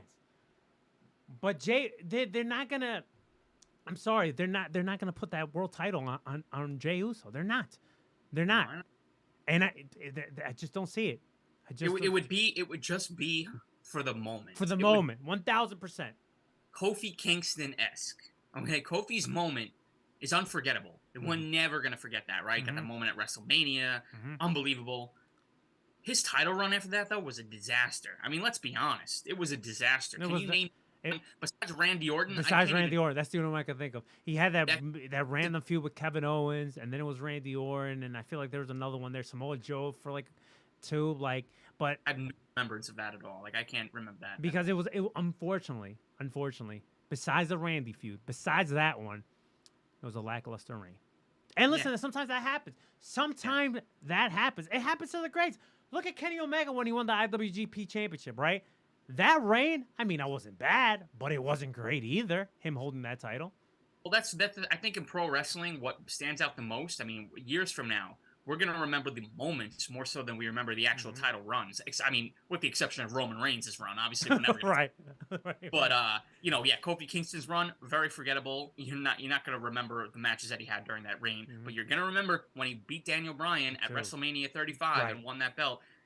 People will remember SummerSlam 2023, where Jey Uso dethroned Roman, ended that historic run, and then nobody's gonna really talk about what happened afterwards, because I'm sure, like you said, it's gonna be an epic disaster after that, because Jey is just not a guy I could see as the WWE champion. Then again, we've gotten Jinder Mahal as WWE champion before, so you never say never. Like, you never say never. I don't know. Oh man, I'm thinking about it here because, again, I mean, you could say the same thing. It's like, where do you go when Roman wins? Like I said, to me, it's poetic justice. Jey Uso pinning Roman Reigns for the first time in 3 years. I think it's great. I think, to me, that does more for Jey than him beating him for the Universal title. I feel long term, that probably is going to do more damage to Jey, in my opinion. I could be wrong here, but I just don't see it happening. Yeah, I mean, if I'm a betting man, I don't see it happening either. I don't know. I'm really curious to see where they go, where they take the story from here, because there's so many layers to it, and they got to be careful, obviously, with how they book this, because it's been so good. You don't want to mess anything up. I don't know. I'm really curious to see how they book SummerSlam. I want to throw one last thing, and we'll wrap up on WWE, and we'll cover some AEW stuff. So, I don't know if you noticed, but during these Bloodline Civil War promos or whatever, especially like in the Usos, right? And you know what? You can even say to a degree Roman Reigns, because Roman Reigns does say, like, I'm going to beat the shit out of you, but I still love you, all right? They keep on throwing that, like, even the Usos say, like, listen, we're still family, you know, we'll forgive but not forget or whatever, and we're going to go to war or whatever. They keep throwing that out there, right? I don't think it's out of this question. Somewhere down the line, right? Even Roman Reigns is a part-timer where we see the Bloodline reunite for like a face run. I don't think it's out of the question at all, bro. Especially because during the last 2 years, them as heels, they've been a merch get. People still love them even though they're heels. I don't think it's out of this question. And I'm not saying anytime soon, but somewhere down the line, even if it's for like for just a moment, for like, you know, not like a long-term thing, but like for a short-term program, it would not surprise me where we'll see like a reunion of the Bloodline where they have to, I don't know, go against like, I don't know, like an Imperium with all the titles or something. You know what I'm saying? Like, I don't think it's out of this question at all. I mean, no. I mean, look at how many times we got the Shield reunion, right? Listen, if the money's there, they're gonna do it. You know, if there's a demand for it, I don't see how it's out of the question either. I mean, every faction I feel like has gotten back together in one way or another. You know, for a face or a heel run. I don't think it's totally out of the question. I mean, obviously we'd probably be talking about years and years from now because obviously the story's not even over. With Right. But man, I don't put anything past WWE, man. And if they could sell the merch, it's all about the merch and all about the. Hey, listen, you know about merch because you're a big merch guy. Oh yeah. All right, bro. Let's talk about AEW, man. Because listen, we've been praising WWE, but like, yo, AEW's had a great week too, man. AEW put on a fantastic pay-per-view last week of Forbidden Door. But before we talk about Forbidden Door, I just want to get your thoughts real quick, like. In Canada, right? Well, specifically Toronto, because they had Collision in Toronto and then they had Forbidden Door in Toronto. They were not for CM Punk at all, let me tell you. He went in there and he expected full-on blues, and he played into it, which I think is great. I think that's what I like about this. Like, CM Punk is smart enough to know, like, you guys are going to boo me? No problem. I'll play into it. I have no problem doing that. So he's adapting to the environment. But what's your thoughts on, I guess, like, how we're starting to see, like, all right, Chicago, he's beloved. But he went over to Toronto, and it's, we want to do it. It's not surprising. It really isn't. I mean, outside of Chicago, this is how he's going to get, perceived by everybody. I didn't watch Collision last night. I don't know if did you catch it last night? I know he was on the show. Was he booed last night? So yeah, Collision was taped on Thursday, but I did catch most of it last night. I was like, hey, whatever, let me just have this on. And yeah, he did get a couple of cheers, but it was heavily boozed too. But I'm gonna be honest with you, because they weren't in Toronto yesterday. Or on Thursday. They were somewhere else in Canada. But listen, I'll be the one to say it. That was a fucking piece of shit fucking crowd, let me tell you. Because during the main event between Samoa Joe and Roderick Strong, right? CM Punk was out doing commentary, right? And there was like a good portion of the audience. Pay attention to the fucking match. No, they're chanting CM Punk. Pay attention to the fucking match. And then you have some like other parts of the crowd like booing that part of the crowd. And it's like, pay attention to the fucking match. Yeah. Yeah, it's gonna. I guess it's gonna be a mixed reaction every single place that they go for him. I mean, listen, people love him, or you either love him or you hate him. Really, I mean, he's that type of guy, and him playing into it is not surprising either, because he's not stupid. He knows this. He knew coming back after this that there was gonna be a good majority of the fan base that was not gonna, cheer him or want him back. I mean, he's not stupid. He knows that. He knows what a polarizing figure he is. I think it's only a matter of time before they pull the trigger on a heel turn. I mean, I would, right? I mean, I think, he'll still get some cheers as a heel, but I think for the good majority, everybody's booing him. So you might as well go all the way, full-fledged heel. I mean, that's the best CM Punk in my opinion. So yeah, I mean, it's not surprising. Besides when they're in Chicago, it's just going to be like MJF on Long Island, man. Mm-hmm. When they have a show on Long Island, he acts like a face. He's pandering to the crowd. He's high-fiving people at ringside. He's taking pictures with people after the show. But everywhere else, MJF gets booed, for the most part. I mean, I think some people cheer him too. But it's just going to be the same exact thing with CM Punk outside Chicago. When they do a show in Chicago, he's going to be beloved. Everywhere else, you're going to get that mixed reaction. What's interesting too, and I'm going back to the Collision before Forbidden Door, you had the main event between absolute CMFTR versus Bullet Club Gold, with the new members with the guns or whatever. What's interesting about that match is not only was CM Punk getting booed in that match, but also FTR. Ricky was getting cheered. The BCG, Bullet Club Gold, were getting cheered. The CMFTR was not getting cheered at all. Yeah, even FTR, they're gonna be, they're gonna be pulled into that CM Punk reaction because again, they're buddy with CM Punk. They come out with him. They wrestle together as a trio. They're probably gonna get that same reaction too. So listen, I would make CMFTR full-fledged heels. I mean, that's what I would do. Yeah. But you know what's interesting, and I do want to cover Forbidden Door, but I had mentioned this to someone yesterday. How like what's interesting is like, all right, so we were in Toronto for Forbidden Door and Collision last weekend, and people were not for CMFTR, specifically CM Punk. They wanted nothing to do with him, right? Fast forward to Dynamite. I don't know if did you watch Dynamite this week? Yeah. Okay. I don't know if you paid attention, but the Elite didn't necessarily get a full babyface reaction. They got like a couple mixed reactions there. I don't know if it's because they were facing the Dark Order. I don't know if it's because of that, and Evil Uno is from Canada, so I don't know if that played a part into it.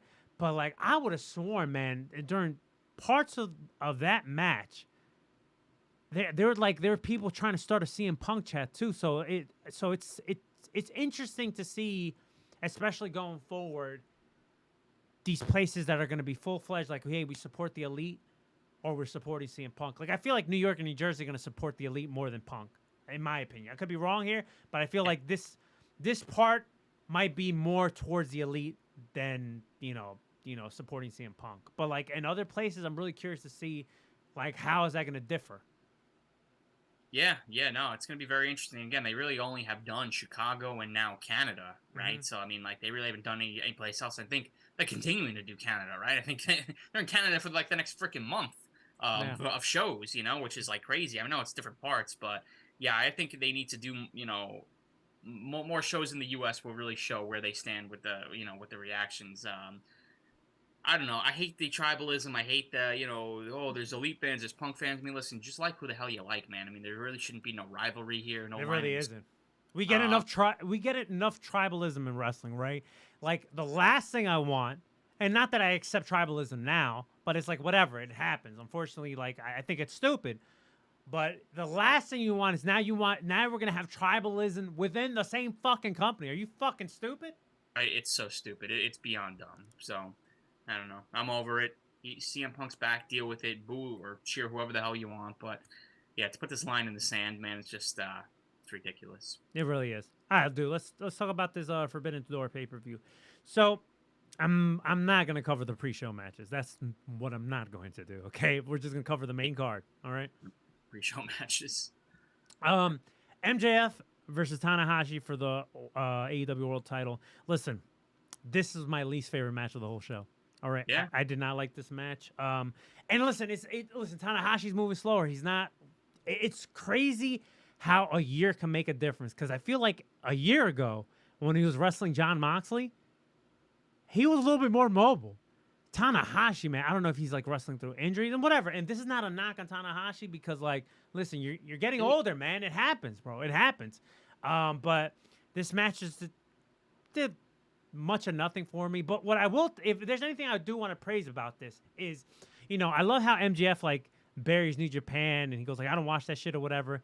Yeah, you could tell like he studies it. Like you could tell like he is a study, like he studies wrestling, right? All of wrestling. He could put out this gimmick saying like fuck New Japan, it's an indie company or whatever, but like there's elements of that match where like you watch MJF and you're like he knows exactly what he's doing. You know what I'm saying? Absolutely, yeah. He's smarter than some people. Or he's smarter than he seems, I guess you could say.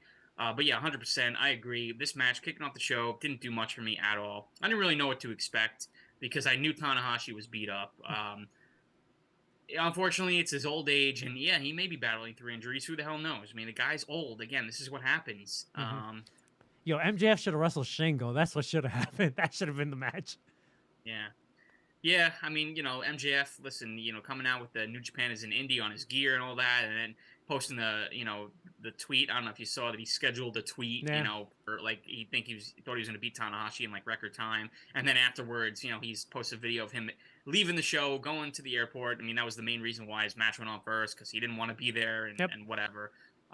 It was what it was, but I agree 100%. Did not do anything for me. I was a little just like underwhelmed. That I was like, this match probably shouldn't have opened the show. But I understand, again, storyline wise, like I just told you, I understand why it did. All right, the next match was CM Punk versus Kojima. This probably might have been the biggest pop Kojima has ever gone in the States. And I'm not saying, this is not a knock for people that are fans of Kojima. Listen, Kojima, he's a Japanese legend, right? But in my opinion, just for the fact that he was wrestling CM Punk, and granted it's Canada, not the United States, but still, in North America, this is probably the biggest pop he's ever gotten in North America, let me tell you. Listen, the match was fine, man. You got two vets in there. CM Punk playing into the crowd. He was feeling all these boos. I like CM Punk's gear. I think he needs to stick with like the fight shorts he had because they weren't like the typical like shorts he used to wear back in the day when he was in Ring of Honor. No, these had like a fight like MMA short like look to it. I think that's a good look for him. And this match was fine. My only issue, and this has nothing to do with the match, but just about this whole thing was, I hate this Owen Hart tournament. And just like, I get that we're honoring Owen Hart, and that's clean. But to me, the Owen Hart tournament should be about people that are up and coming or people that are not showcased for both the men and the women. So, for example, this year, right? You want to have Ricky Starks in there? That's fine. You want to have Powerhouse Hobbs there? That's fine. Hey, you want to have my guy Juice in there? That's fine. But I don't need to see CM Punk. I don't need to see Kojima. I don't need to see Samoa Joe. I don't need to see Dustin Rhodes. Yo, these are all established guys, bro. Yeah. Put guys that are either up and coming or that don't get showcased. It's been 2 Owen Hart tournaments. Where the fuck is Brian Pillman Jr., who has ties with the Hart family? Where the fuck is he at? My biggest problem, I agree with all of that as well. My biggest problem with this tournament is it's meaningless. Again, it's a nice way to honor Owen, for sure, 100%, not taking anything away from that. But why doesn't the tournament actually mean something? Why don't we get why doesn't the winner get a title shot, right? Like, why don't we, like, why am I so invested in this tournament, and why would I care who wins and loses? Because what is the guy or girl going to get? They're going to get a trophy from what we saw last year and a pink belt to wear for one night. Like Adam Cole and Britt Baker wore that for Double or Nothing, and I don't think afterwards anything came about from that. They wore it. They showcased that they had those titles. I don't even want to call it title. The heart belt, right? They had those belts the day they won it when they got presented for the belt, and then they showed up with those belts the following Dynamite, and then that was it. That was it. I didn't see it like anymore. the Andre Trophy, the Memorial Battle Royal that WWE does. Oh, you get your name on the trophy, and then the guy carries it around for like a few weeks, and then that's it. Then all of a sudden, the guy doesn't come out with it anymore, and it's done. It's gone. I just feel like the Owen Hart Cup could really benefit from like having the winner get something again, world title match, or like anything, like or they could even do a Money in the Bank route. The guy gets a contract to, he has a championship match anytime, any place that he wants. I know you're ripping off the Money in the Bank gimmick, but like just give me something to care about the tournament, along with what you said too, how we don't need the established guys in there. Again, CM Punk, if he wins this tournament, what's it gonna do for him? Well, he loves Bret Hart, so. Yeah, right. Yeah, that's basically whatever. I do. I hate it. I hate it. Like I like that they're having a tournament to honor Owen. That's clean. But I just feel like the concept of it, like even last year, as much as I love Adam Cole and Britt Baker, they did not need to win those tournaments. There's no reason why Adam Cole and Samoa Joe should have been the final of that tournament. No reason whatsoever. Yeah, no, I agree, 100%. And it looks like this year we're gonna either get CM Punk or Samoa Joe in the finals, and I forget what the other side of the bracket looks like. So technically we're already at the semifinals for this fucking tournament, right? On one side you have Joe and Punk, and the other side you have Hobbs and Ricky. Yeah, all right. Well, I mean, I guess one of this. I mean, I hope Hobbs or Ricky wins, right? But I mean, I can't see either one of those guys going over CM Punk, so. I don't know. I mean, CM Punk's got to be the front runner to win this. I mean, but again, who cares? And that isn't my point. It's like, who cares? It doesn't mean anything, My biggest takeaway from this conversation is you pretty much saying the Owen Hart Cup is Andre the Giant Memorial Battle Royal at Jays. It is. I hate to say that because, God, that's like a slap in the face to Owen. But it is. You're not wrong. It is. I mean, tournaments should mean... When you win a tournament, you should get a title shot. That's how it works in New Japan. Why doesn't it work in any of these U.S.-based companies, right? Like any of these companies in the Northeast, why doesn't any tournament automatically result in a title shot? I mean, that's what you're there for, right? That's what pro wrestling's about, is to become champions. You don't win in a pro wrestling match to hold a trophy up. What are we, 5 years old? Like, it's stupid. The whole thing is meaningless. Meaningless. Well, CM Punk ended up defeating Kashima, and even though he was getting booed, heavily, he did raise up Kojima's hand, and then he threw a line in there when he was walking away. He was like, and that's how you get it done, or that's how you do it, or something like that. So I don't know. He was taking another shot or whatever. I don't know what he meant by that, but the match was fine. The fans were invested, and the match was fine. Okay. Fatal 4-way for the AEW International Championship, which is Intercontinental Jace at this point, which that's not a knock. I'm just saying that title is elevated, and the OC is doing a great job with it. So he defended the title against Zack Sabre Jr., Shibata, and Daniel Garcia. This match was fine.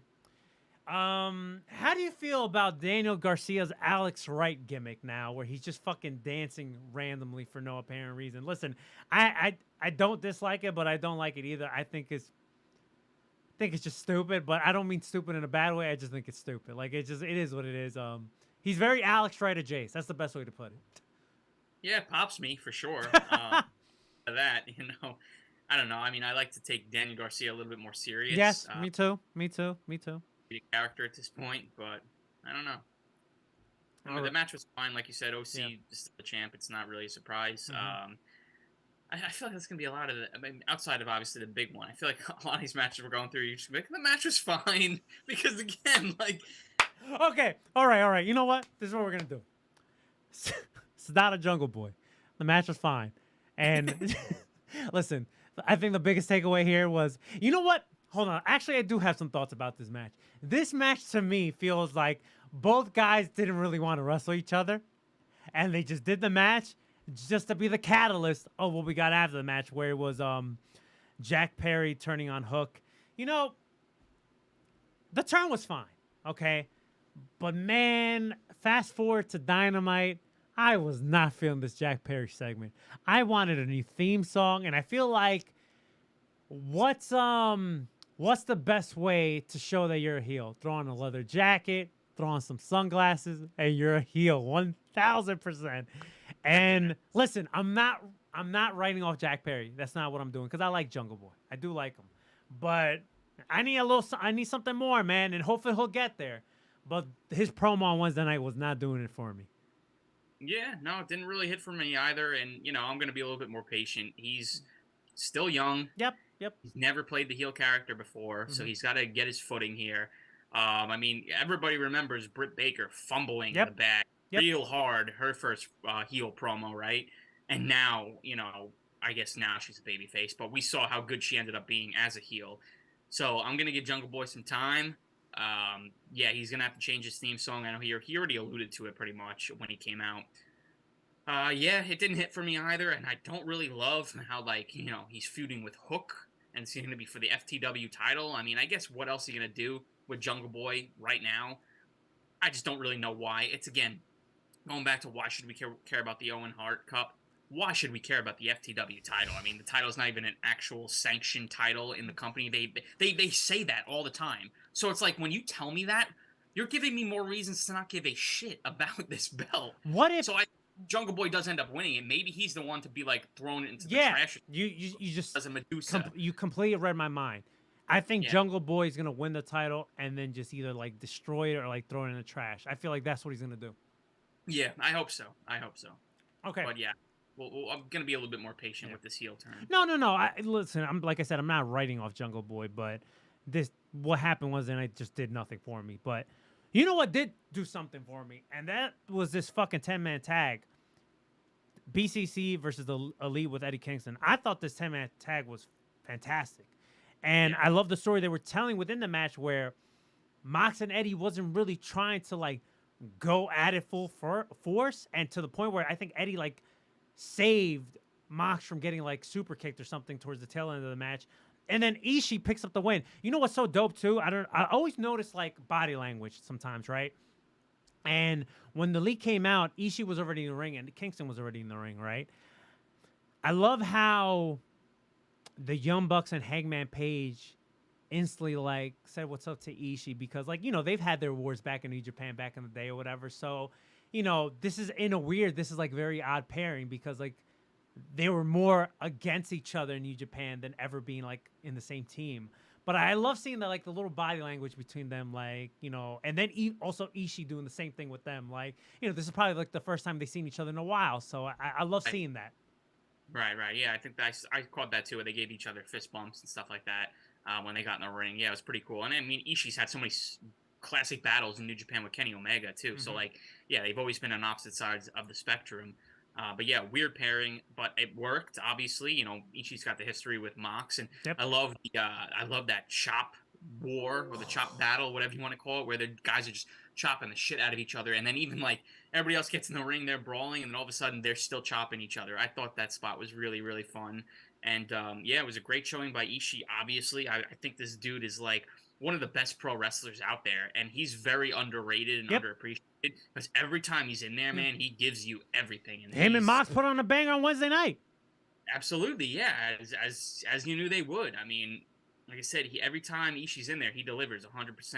I thought everybody was great in this match. It furthers, obviously, the BCC Elite feud here. Ishii picking up the win was cool. Yeah. It's kind of hard when they do this in New Japan versus AEW stuff because it's obviously, for the most part, you'd think the AEW guys are going to go over, but it's nice to see, in this match, instead of having, Hangman get the pin or one of the Bucks get the pin, you have Ishii, So I like that. That was cool. I also like and they acknowledge this on commentary, too, how Shota and Takeshita, this was, the first time they ever worked together, but for whatever reason, they had natural chemistry, and I love that. Yeah, they really did. Yeah, for sure. Yeah, this match was great, man. I really enjoyed it. And, just to fast forward on Dynamite, Mox and fucking Ishii put on the banger too. It kind of reminded me a little bit of their G1 Climax match they had a couple years ago.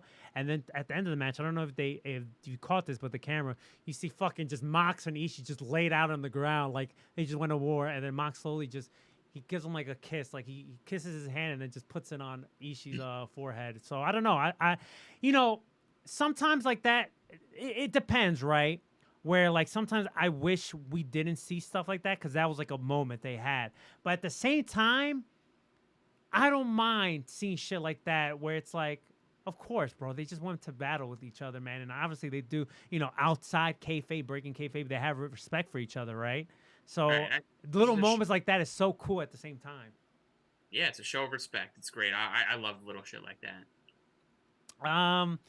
Tony Storm, Willow Nightingale.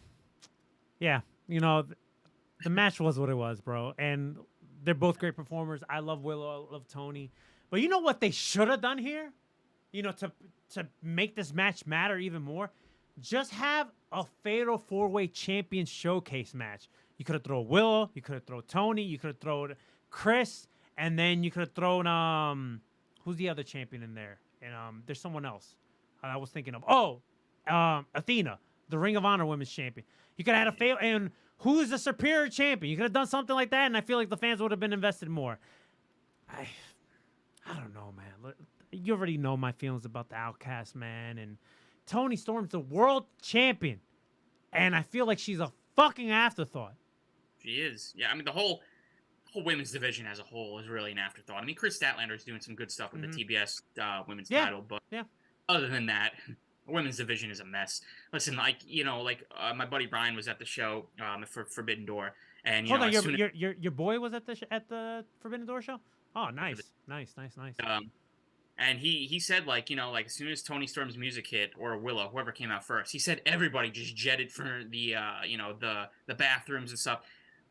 That's just unfortunately how it's gonna be. I said, I think if Mercedes was in this match, Mercedes Moné, if she didn't get hurt, maybe people would have been more interested in this. It's Sasha Banks' first time in AEW. I think a lot of people would have been, dying to see that. But again, this match wasn't really built up. There's no reason to care, right? You don't expect Willow to go over. There's got to be one match that people have to use the bathroom for, and unfortunately, it's always going to be the women's match, and that's always how it's going to be, unless it's booked correctly, which AEW really has yet to book this division correctly. It's still a freaking mess. Nobody's going to care.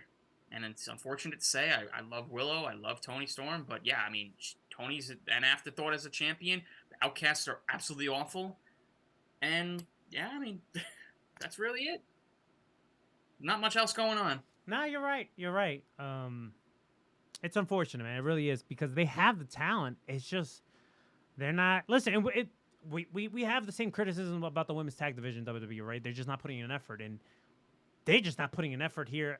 Besides, I feel like the stuff that Chris is doing. Listen, I think Chris is doing a fabulous job with the TBS Championship. She's defending it. She's having competitive matches. So I think she's doing a great job with that. Besides that, this whole women's division is still a fucking mess, bro.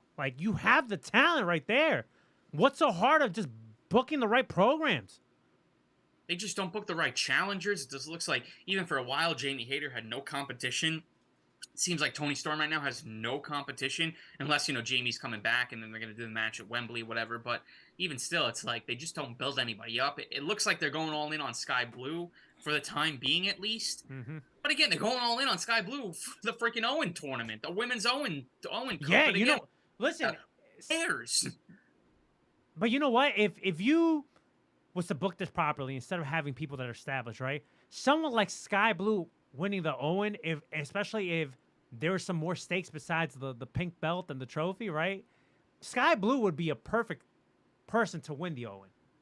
That's how you build a star, by having her win the tournament and get a title shot. Mm-hmm. Again, having her win the tournament and then do nothing afterwards. It's like, okay, she could always get a title shot after. She could come out on the microphone and be like, hey, Tony, guess what? I won the Owen. I won a title shot. But the fact that the tournament is not based around a title shot is the problem. So, I don't know. All right, let's talk about something that we're all very excited about, and that's Ospreay Omega 2. All right. Going into this match, right? First of all, the video package for Ospreay leading into not his United Empire theme, but the elevated. Big pop from me. Big pop. I love both his theme song, his heel theme and the elevated theme, but just hearing that elevated, just, you know, especially because you don't hear that all the time now, it just hits so differently. So Ospreay comes out, and you know, there were some Ospreay supporters, but for the most part, it was pro Kenny Omega for this match. And you know, Kenny Omega comes out to his New Japan theme. Great. So going into this match, I thought this match is either going to be as great as their first one, or maybe just like a notch below it. That's what I thought, okay? They just blew the shit out of the water, bro. Really unreal. It's hard to explain how insane this match was, bro, because they told a completely different story at the same time. Ospreay even getting like getting his like revenge, right? Where he was doing some of the similar things that Kenny Omega did to him at the Wrestle Kingdom 17 match.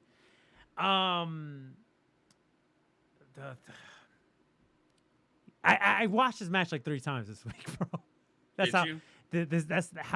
how great this match was. And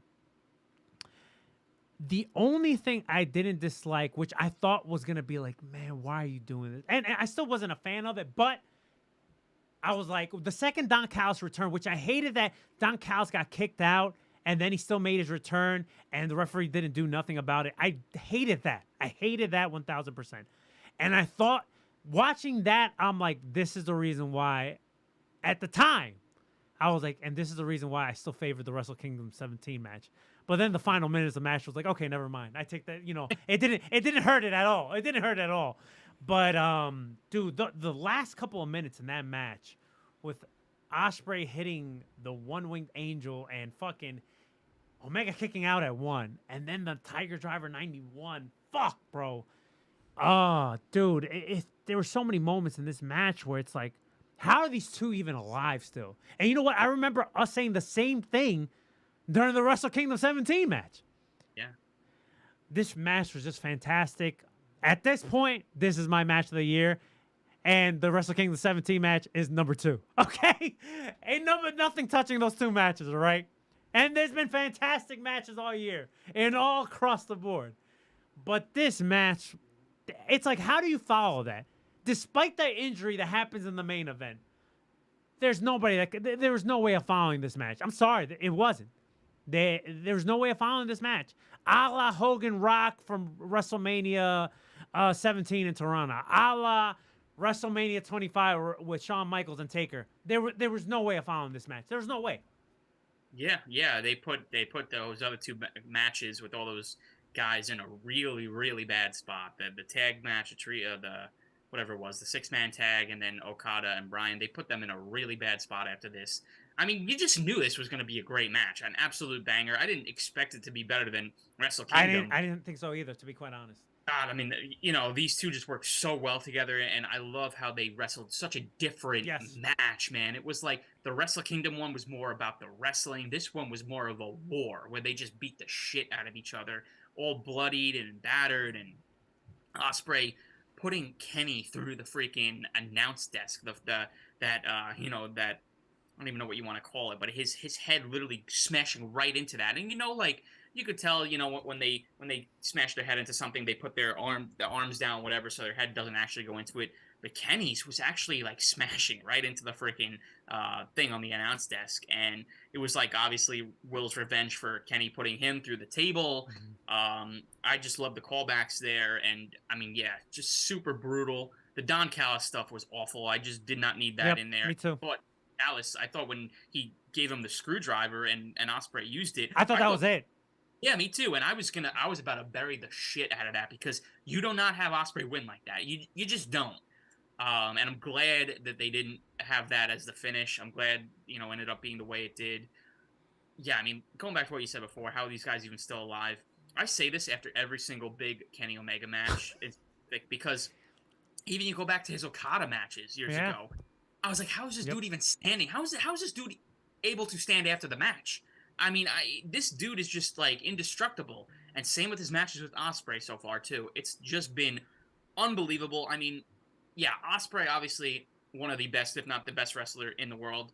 But Kenny Omega, I mean, it's just out of this world good. Like, it's just unbelievable. And I know we've been saying it for years, but there should be no debate anymore on Kenny Omega being the best wrestler or one of the best wrestlers in the world. 1000%. He's just on another level. He can't. I don't know. It's just like, it's truly unbelievable. I was literally left speechless after this because I just did not know what to say. They blew every expectation out of the water. And like you said, I mean, Tony had to know that they were going to kill it like this. So to not put them on last and put anybody else who had to follow in the spot that they did, I just don't know what he was thinking there. Because after this, the show should have been over, in my opinion. You know, another thing about these two is the way they sell for each other. Man. Yeah. They like, the pinfalls are like, just like a mini second of a 3, and they fucking get their shoulder up or they kick out. It's so nuts, man. They just have a great chemistry. And listen, for whatever reason, listen, Omega can't have a bad match, right? This guy wrestles, he's done that already. He's wrestled like a little girl, an inflatable doll, and he puts on a banger, right? But for whatever reason, there's always that perfect opponent that just kind of takes Omega to like that next level, whether it was Okada, whether it's Moxley, and in this case, Ospreay. Man, Omega just hits another level. And then Ospreay too. Listen, Ospreay's another guy. How can you argue that he's not one of the best wrestlers in the world too? Yeah, yes you can. Yeah. He's just fantastic. And then even afterwards, after the match, them going on to the world on social media praising each other. I love that too. You know, and you know what? I don't think this is over yet. I think we're gonna get the third bout. I don't know if it's gonna happen at All In or at All Out or at next year's Wrestle Kingdom, but I don't think this is over. I think we're gonna get the trilogy. I think we're gonna get the trifecta, bro. Yeah, they already teased it, you know, Omega's promos and Ospreay's promos and stuff like that. So I mean, I think it's guaranteed to happen at Wembley. I don't see any better spot than there. I don't really feel like you should hold it off until Wrestle Kingdom. It's really not needed. And then All Out really wouldn't make sense when you got Wembley. And then we're gonna come out of Wembley being like, "What the fuck did we just watch?" We need number 4. Bump this match down, Yeah. and not the other match. You know. You know how we're gonna privately have to make some hard decisions, because if we make 1, 2, and 3 Kenny Omega and Ospreay, yo. I mean, listen, it's our list. We can do whatever the fuck we want. But at the same time, people are going to destroy us. Yeah, I know. It's not even us being shills though. It's just being honest. I mean, listen, if Seth Rollins and Finn Balor did a trilogy this year, right, in WWE, and the matches were up to par with this, I'd be putting them in the same category. So it's not even like we're just being shills for AEW or for these two guys in general. I mean, it's just like, how could you look at anything else in pro wrestling and compare it to what these two guys have done? I mean, you can't. I can't even. 1 and 2 deserve to be them right now, because who else deserves to be in that second spot then? You know what it is too? I feel like sometimes this happens when it comes to like trilogies or like, let's say part 1 and part 2. Sometimes the match are so like the same where it's like you could just put one of those, right? But in this specific case, these two matches are totally different, but still match of the year caliber. Absolutely. Yeah, and listen, we got to really appreciate these two talents, man. We are so lucky to have them. And once they're, hanging it up and they're gone, man, I don't really know if we'll ever see two professional wrestlers 1000% ever again. Put Okada in that category too. But those three guys, man. And again, you can't even say AJ Styles at this point. I know you love AJ. No. Yeah, I know. AJ's not AJ. As much as I love AJ, right? And he had a fantastic also match of the year caliber with Seth Rollins. Unfortunately, with AJ, he's not positioned like these other wrestlers too, and he's at the tail end of his career. Not saying that he's not saying that he can't perform, but unfortunately, at this point with AJ Styles, at this point in his year, now going back 10 years ago, different conversation, right? When he was New Japan, or maybe his first couple of years in WWE when he was having matches with John Cena, etc. Unfortunately, at this point in AJ Styles' career, he's just not there. All right, no. and that's not knocking him. Yeah, no, it's not. It's again, and I don't fault him for being in WWE. You know, he deserves to be there. I'm just saying, like, you know, when you talk about the all-time greats, again, he's not even in the category, in my opinion, at the moment, like at all. Like, and I'm not saying if he leaves WWE and goes to AEW, New Japan, and has a banger with Kenny Omega and shows us what, like, you know, why AJ Styles should be considered one of the best, then okay, I'll eat my words. I'm not even sure he could do that anymore. I don't know for sure. I mean, he's getting up there in age. He's been in wrestling the WWE style for God so many years now. And again, I hate to be sitting here and burying him or make it seem like I'm burying him, but I'm just saying I've always seen comparisons. AJ Styles is the best wrestler, not Kenny Omega. AJ Styles, AJ Styles. Again, if you're not talking about Kenny Omega, Will Ospreay, or Okada as the three best wrestlers in the world, I can't take anybody else you say serious, to be honest. I'll put Rollins in that. Rollins right now, he's having a run. Rollins is Teflon at this point. It's just different styles Right, of wrestling, right, I think, and right. the way I look at it is just like what Kenny and Will did. Is Rollins going to be able to do? I think Rollins and AJ, because I feel like they gave us a taste of that at Night of Champions when it's like we're positioned right where it's like we have to kind of go a little bit extra harder than just the WWE style, right? Unfortunately, WWE's a different element, right? WWE's like a different realm where they don't necessarily wrestle that style. But when it comes to that style that you're talking about, like the Kenny Omegas and the Ospreay, of course, they're in another stratosphere, unfortunately.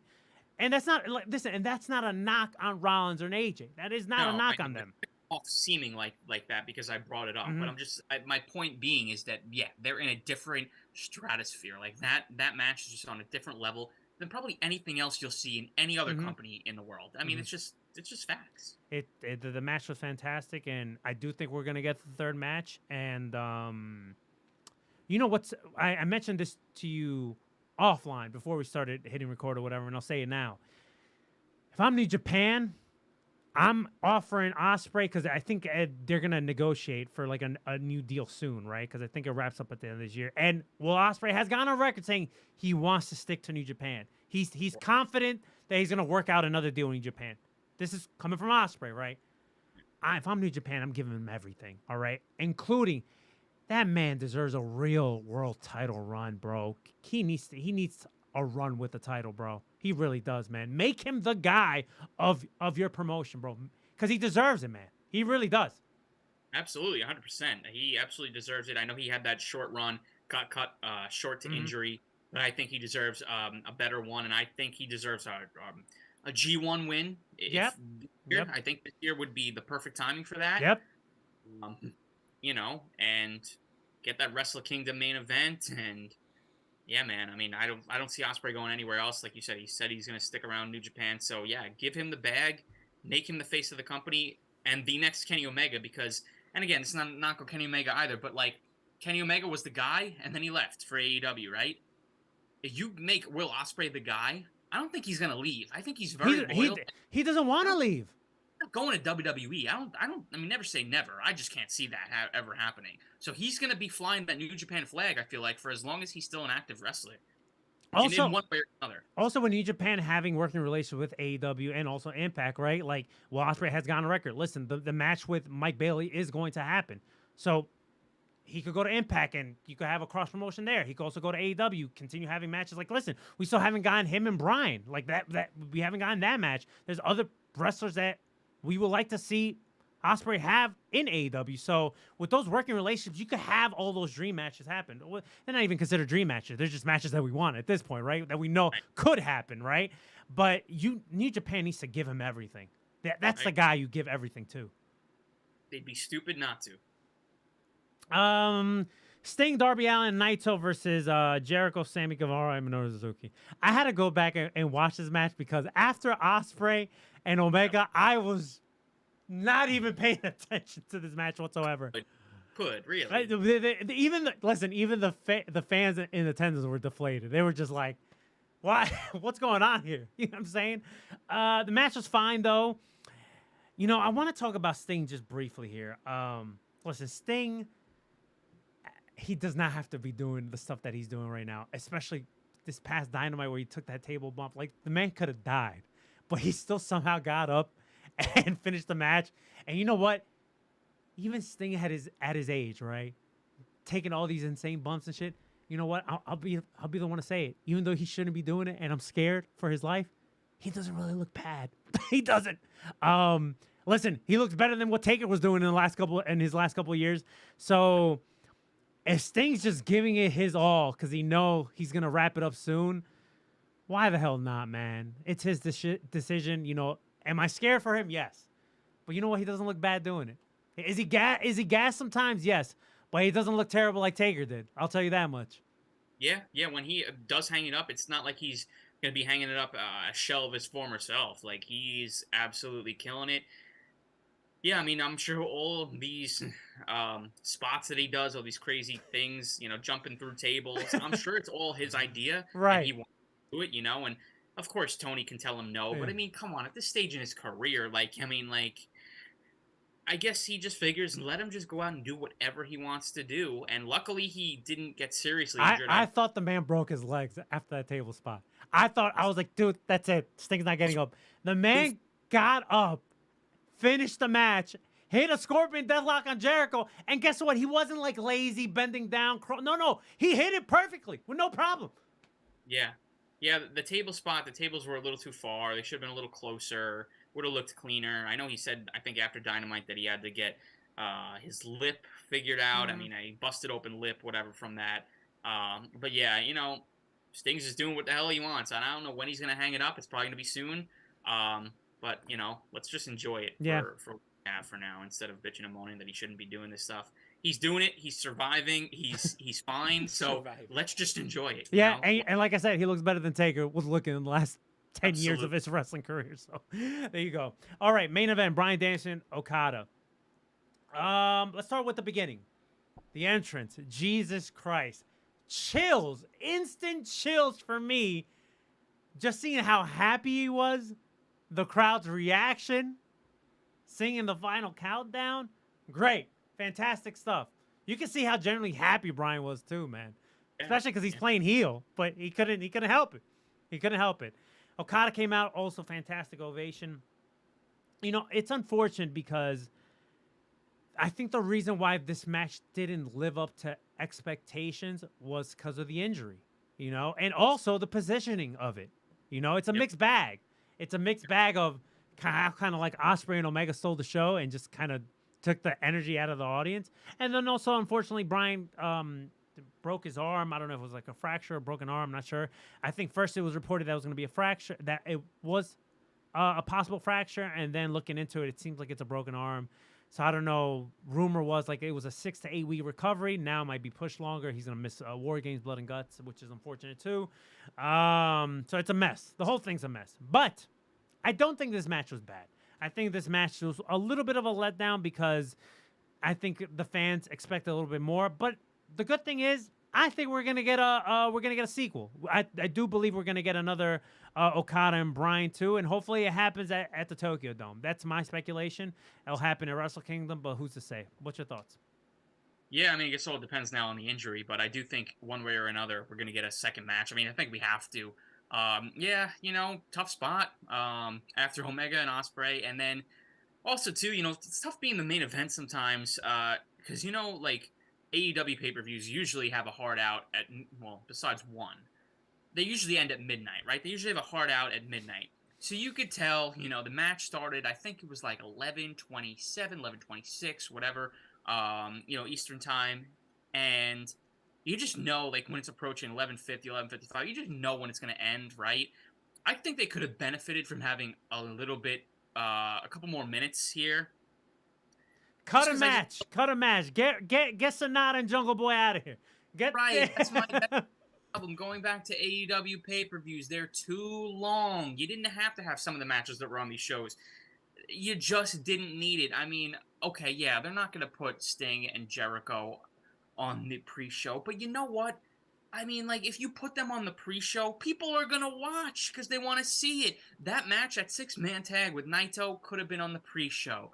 You could have had something else on the pre-show too. I just felt like these pay-per-views are so long that some of these matches, you know, and Kenny Omega and Ospreay, they had like 35 minutes, I think, close to 40 minutes. I think it was like maybe 37, 38 minutes.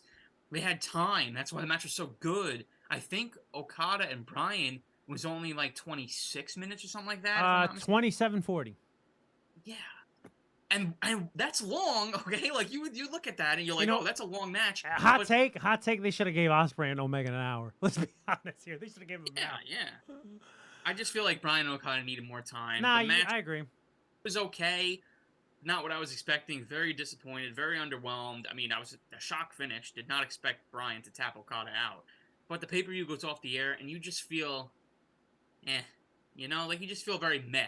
Like, I thought the pay-per-view was really good. I enjoy the pay-per-view. I thought it was really good pay-per-view. For what it was fine. I mean, like when you get a dream match show like this, like it's just like it doesn't really do anything to further storylines. It's just kind of just a dream match show, right? You're just seeing matchups you never thought you'd see. I mean, some of them were fine. Omega Ospreay was amazing. The BCC Elite Tag match was great. Other than that, though, I mean, I really can't tell you that I'd go back and watch any of the other matches that were on the show. I just don't think it. Well, to me, I already told you, hands down to me, the weakest match was MJF and Tanahashi, right? And I get it. Tanahashi ain't, he's probably wrestling with injury, but everything else was fine. Some were fine, and some were great. Yeah. That's basically a good way to sum it up. I mean, it wasn't a bad show. It was a show that had some good moments, and then some that was just like, doesn't really matter.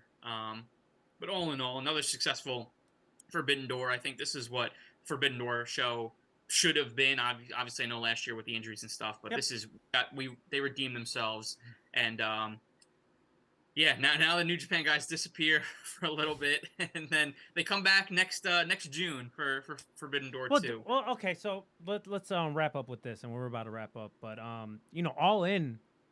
It's coming, right? All In is coming, and then they also made the announcement for All Out. It's happening in Chicago. Spoiler: it's happening in Chicago again.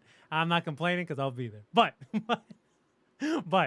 All In, if we're getting like the roots and the foundation of All In had all these different promotions involved, and I'm not saying you get a full scale, mishmash from everyone, but I don't think it'll be shocking to me if we get a little bit of New Japan influence in the All In show.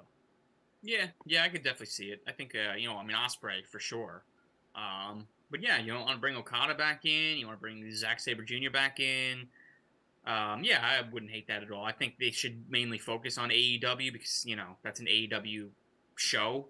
But yeah, I wouldn't hate some New Japan guys coming in here and there to be added onto that. So, yeah. So, if I had to take a guess, I'm thinking All In is going to be like a 3 o'clock start time just based on how Money in the Bank was that weekend, if I'm not mistaken. Yeah, that's a good point. I really didn't actually think of that. But yeah, you would assume so because if they do it at 8 p.m. Eastern, that's like the middle of the night over there. Yeah. So, yeah. I'm thinking it'll be a 3 o'clock start time. All right, so we finally got the announcement. All Out's going to be in Chicago. All right? How do you feel? What? You know what's so funny? When they made this announcement, right? Friend of the show, Brian Zentik, he sends me a message. He goes like, he sends me the roll eyes emoji, and he's like, "Oh, Chicago again." I'm like, hold on, Brian, hold on. You actually thought that All Out was gonna be somewhere else? Where else? And then he goes like, "Can a man dream?" And I was like, "I respectfully give you one of these." Congratulations, you played yourself. All Out is not gonna be somewhere else, bro. Yeah. I mean, the only thing they switched up was going from the Now Arena or the Sears Center, whatever you want to call it, which is not in Chicago. That's outside of Chicago. Right. So now you could actually say that All Out's actually making its Chicago debut. Yeah, there you go. They're twisting the turn. Okay. So what's interesting about this too is they're kind of getting the essence, and I don't know how this is gonna play a factor All Out, even though I believe not the press releaser, but when they made the announcement, it did have like All Out Weekend on it, and that's StarCast. We're not getting now we're getting like a StarCast, just kind of going back to the original All In stuff, right? So I'm curious to see what's interesting about All Out Weekend is like all these other promotions piggyback off of it, right? So when StarCast, they did the SummerSlam weekend in Tennessee, Nashville. Yeah, Nashville. You had all these promotions piggyback back off of StarCast, like GCW and Black Label Pro and all these, and New Japan. So they ran shows with the StarCast gimmick and, whatever. I'm curious to see, because I doubt GCW is going to run that venue outside of Chicago in Carajo Land for if they're going to do another Art of War Games or whatever it is. I doubt they're going to do it outside of Chicago. You would think they would do it in Chicago, because now All Out's in Chicago. Well, StarCast is still at the same hotel. Where's that at? It's in the Schaumburg area. Oh. It's the one. It's the same they did. Congratulations, you played yourself. Same one they did for All In, and then they did it for were you at All Out 2020? 2021. No, did they do it for 2021? I feel like No, 2019. No, I didn't do that. Yeah, 2019. No. They did it at the same. They did it. It's the same place where they did All In. It's at, like, I forget what the hotel is. So StarCast is still happening, not in Chicago. It's happening outside of Chicago. Yeah.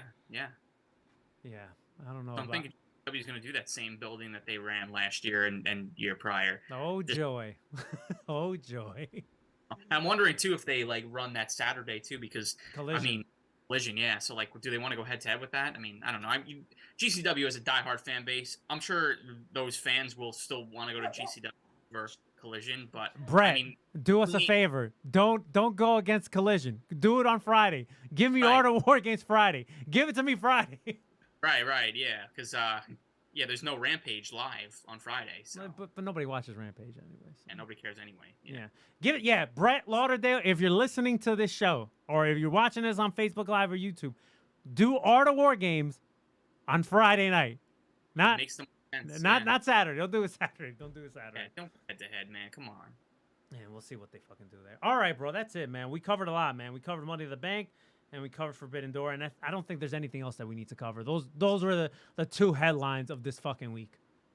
Yeah. I can't think of anything off the top of my head that's going on besides those two things. And now we're headed towards SummerSlam. We got All In's the next AEW show. So yeah, the summer rolls on. Yeah, listen, wrestling's in a great place, man.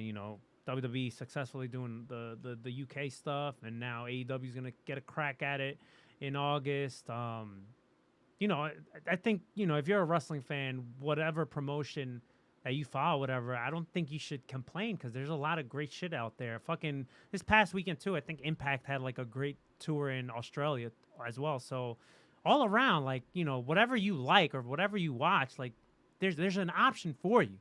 You don't have to fucking crap on something you don't like just because you like something else better. Just watch what you like, man. Everything across the board is fantastic. Many options out there. If you can't find one thing you like, then I guess you should hang it up and go find something else to watch and find another passion and a hobby. Because, even if you just enjoy Impact, even if you literally just love Impact and hate WWE, hate AEW, just like, the smaller promotion, then that's why Impact is there. Mm-hmm. There's something for everybody. So 1000%. All right, bro. That's it, man. Ryan, give me your plugs in. All right, at LuchaOutsiders on Twitter. I was actually going to live tweet. Wow. Yesterday. Wow. Figures. It's the day that Twitter is broken. Oh. I don't know if you were aware of this guy. No. You're not I'm not a Twitter guy. Had no clue. For a good majority of the day yesterday, so nobody could tweet Money in the Bank stuff and or anything like that. So it was very tough to. Listen. I always I've said this before, how I like to watch a show and not go online. I just like to watch it and not see what everybody's saying about it.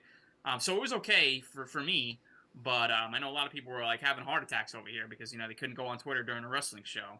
But I was actually gonna live tweet it and I didn't. But go follow LuchaOutsiders on Twitter, because you never know the next live show I'll tweet. Hopefully when Twitter's not broken. Leo, anything you want to add on? LosRadio.com. That's it? Yeah. Okay. Quick and simple. All right. You can follow me at Rated R since 87. Make sure you follow us at LuchaOutsiders everywhere, Instagram, Facebook, and Twitter. If you missed anything or everything on today's episode, make sure you download and subscribe to the podcast version of the show. iTunes, SoundCloud, We're Gonna Be Fancy, Apple Podcasts, TuneIn, La Mezcla app, LosRadio.com, Stitcher, Spotify, iHeartRadio, wherever you get your podcast needs. Also, subscribe to our YouTube channel. We're doing something with it. I don't know what, but we're doing something with it. It's a thing. It's a gimmick. Next week, maybe there'll be a show. Maybe there won't be a show. We'll figure it out. You know, it's a Stay summer. tuned. Stay tuned. It's a summer. Regardless. Yeah. Regardless. Listen, the summer's tough, man. The summer's tough. Ryan, you could add on your 2 cents to this. The summer's tough. You know, people are out. I mean, we're doing yeah. shit, so it's rough. And you know, we got vacations, traveling, this and that, and you know, Leo's especially got a family. you know, like you can't really see. Who knows? Never say never in the wrestling business, but I mean, I can't see anything drastic happening this week that's like, you know, urgent to talk about. I mean, who knows, you know? We'll see. You never say never. But, Tuesday night hits. Bro, we got to do an emergency podcast. let's hope it's something good, though. Let's hope it's not something you remember the Cody news? I hit you up like when the news broke. Ryan, please tell me you're available tonight. We got to do a show.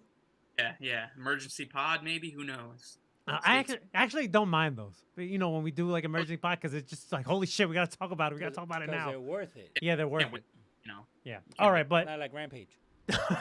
but hopefully we don't get that, you know. But we'll see. Maybe there'll be a show next week. Maybe there won't. But till then, for our double Ryan Radar, for the old man Leo, I'm yours truly, Mr. Radar. Till next time, keep it radar.